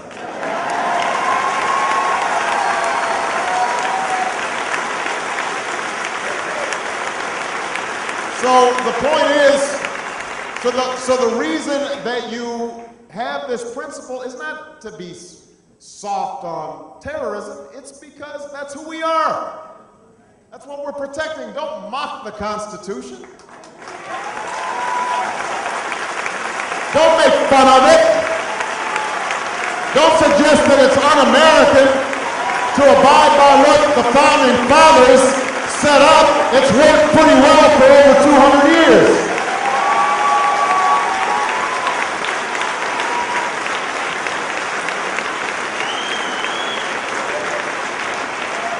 These following clips are going to show you President Obama reaching out against freedom of speech by seeking to gain control over the internet. They have a plan to scrap the current idea of the internet and to set up a completely government-controlled internet. We are told China is the model that they have decided that they will follow. And you would see that Mr. Obama is reaching out against freedom of speech by seeking to gain control of the internet. Look at these clips. Cyberspace is real. So are the risks that come with it. It's the great irony of our information age. The very technologies that empower us to create and to build also empower those who would disrupt and destroy. Every day, we see waves of cyber thieves trolling for sensitive information. The disgruntled employee on the inside, the lone hacker 1,000 miles away, organized crime, the industrial spy, and increasingly foreign intelligence services. In one brazen act last year, thieves used stolen credit card information to steal millions of dollars from 130 ATM machines in 49 cities around the world, and they did it in just 30 minutes. A single employee of an American company was convicted of stealing intellectual property reportedly worth $400 million. It's been estimated that last year alone, cyber criminals stole intellectual property from businesses worldwide worth up to $1 trillion. In short, America's economic prosperity in the 21st century will depend on cybersecurity. And this is also a matter of public safety and national security. We count on computer networks to deliver our oil and gas, our power, and our water. We rely on them for public transportation and air traffic control. Yet we know that cyber intruders have probed our electrical grid, and that in other countries, cyber attacks have plunged entire cities into darkness. Our technological advantage is a key to America's military dominance, but our defense and military networks are under constant attack. Al-Qaeda and other terrorist groups have spoken of their desire to unleash a cyber attack on our country, attacks that are harder to detect and harder to defend against. Indeed, in today's world, acts of terror could come not only from a few extremists in suicide vests, but from a few keystrokes on the computer, a weapon of mass disruption. My administration will pursue a new, comprehensive approach to securing America's digital infrastructure. This new approach starts at the top, with this commitment from me. From now on, our digital infrastructure, the networks and computers we depend on every day, will be treated as they should be, as a strategic national asset. Protecting this infrastructure will be a national security priority. We will ensure that these networks are secure, trustworthy, and resilient. We will deter, prevent, detect, and defend against attacks and recover quickly from any disruptions or damage.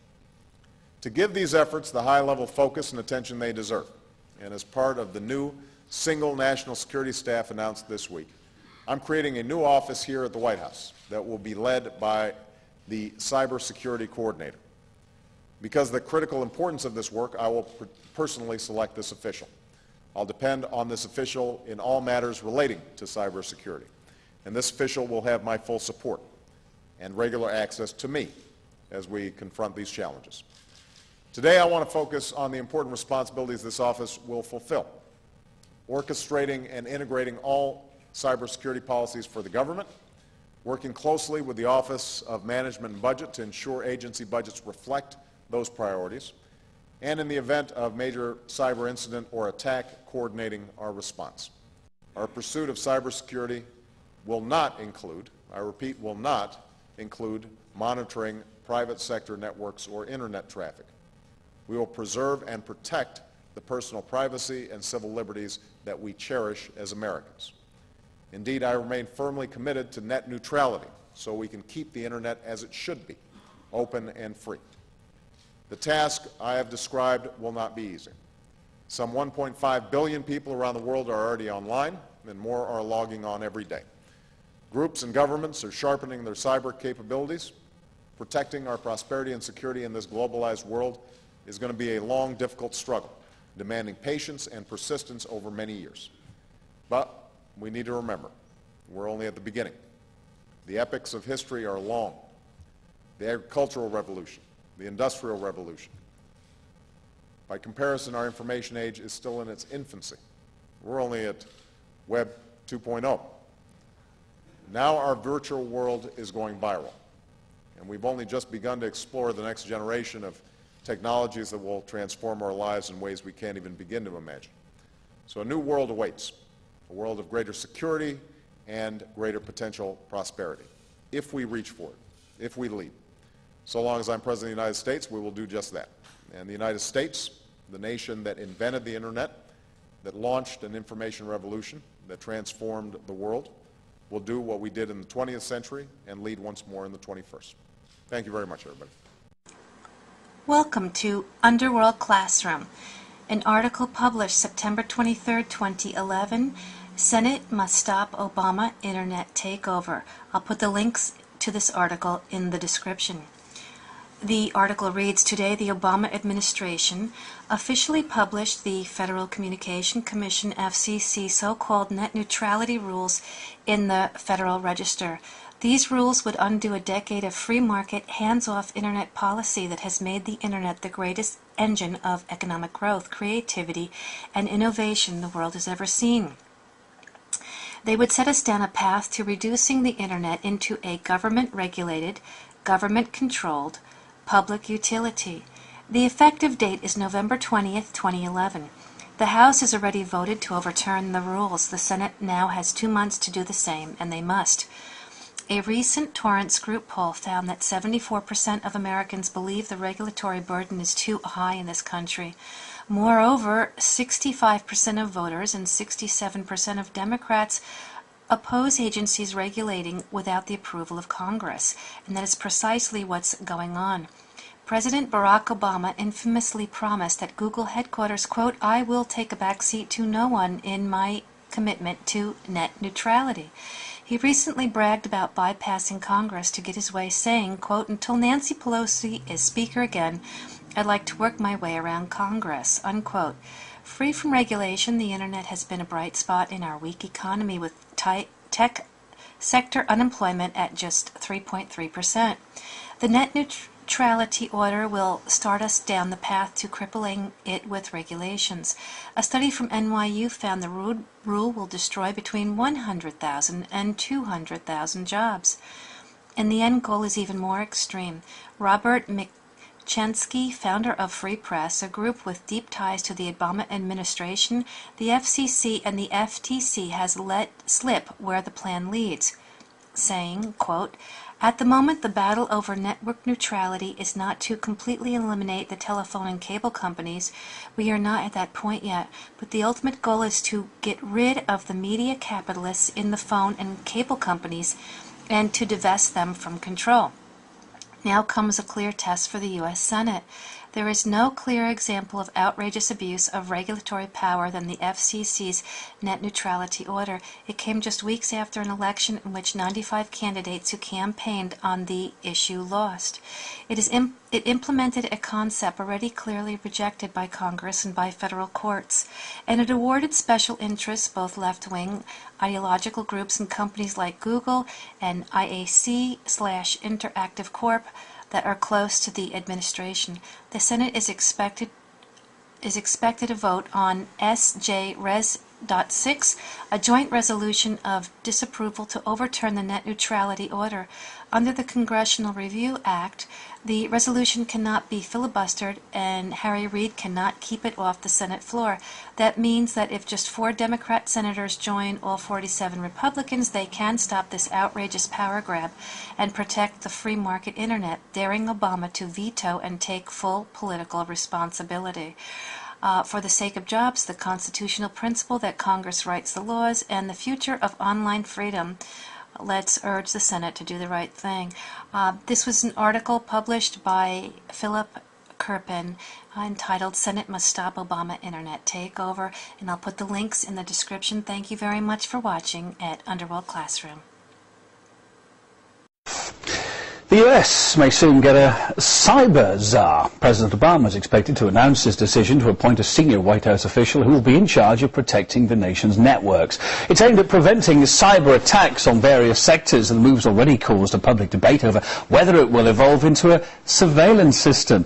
That's the key question, maybe. Joining me now live in Washington, D.C., Dina Gusovsky. Dina, hi there. So how much power is this senior cyber official going to have then?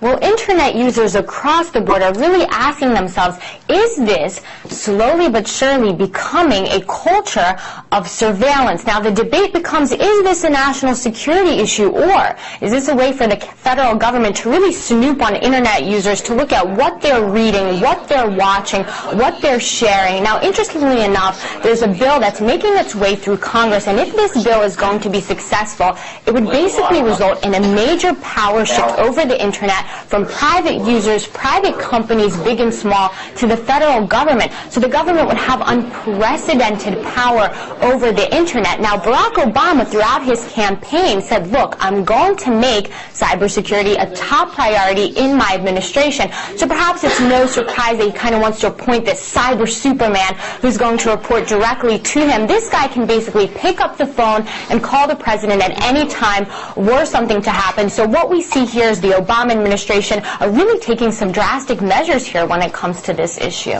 Okay, so it was a promise in his manifesto, but what's the urgency of doing it so soon? Is there any particular security issues that have come to light lately? Yes, well, U.S. research and analysis has basically shown that if a full-blown internet crisis were to happen right now, the U.S. government wouldn't really be able to deal with it because there is no central cyber commander, no cyber Superman, if you will. And so government officials are desperately trying to avoid what they call a cyber Katrina. Basically, you have all these different fragmented departments of the government and different bureaucracies who don't share information with each other. So were there to be a major internet crisis, they wouldn't really be able to come up with a concerted response, and that's really what government officials are trying to avoid. They're trying to have this one central commander, so if something were to happen, they can all respond in the same way. As I intimated, it's generated a fair bit of response from American people, this move as well, hasn't it, Dina? That's true. And you know, the great thing about the internet now, at least for now, right, is that once these stories once this makes headlines, you have responses right away. People start typing away. And I found 2 responses that I want to share for you. These are a few of my favorites.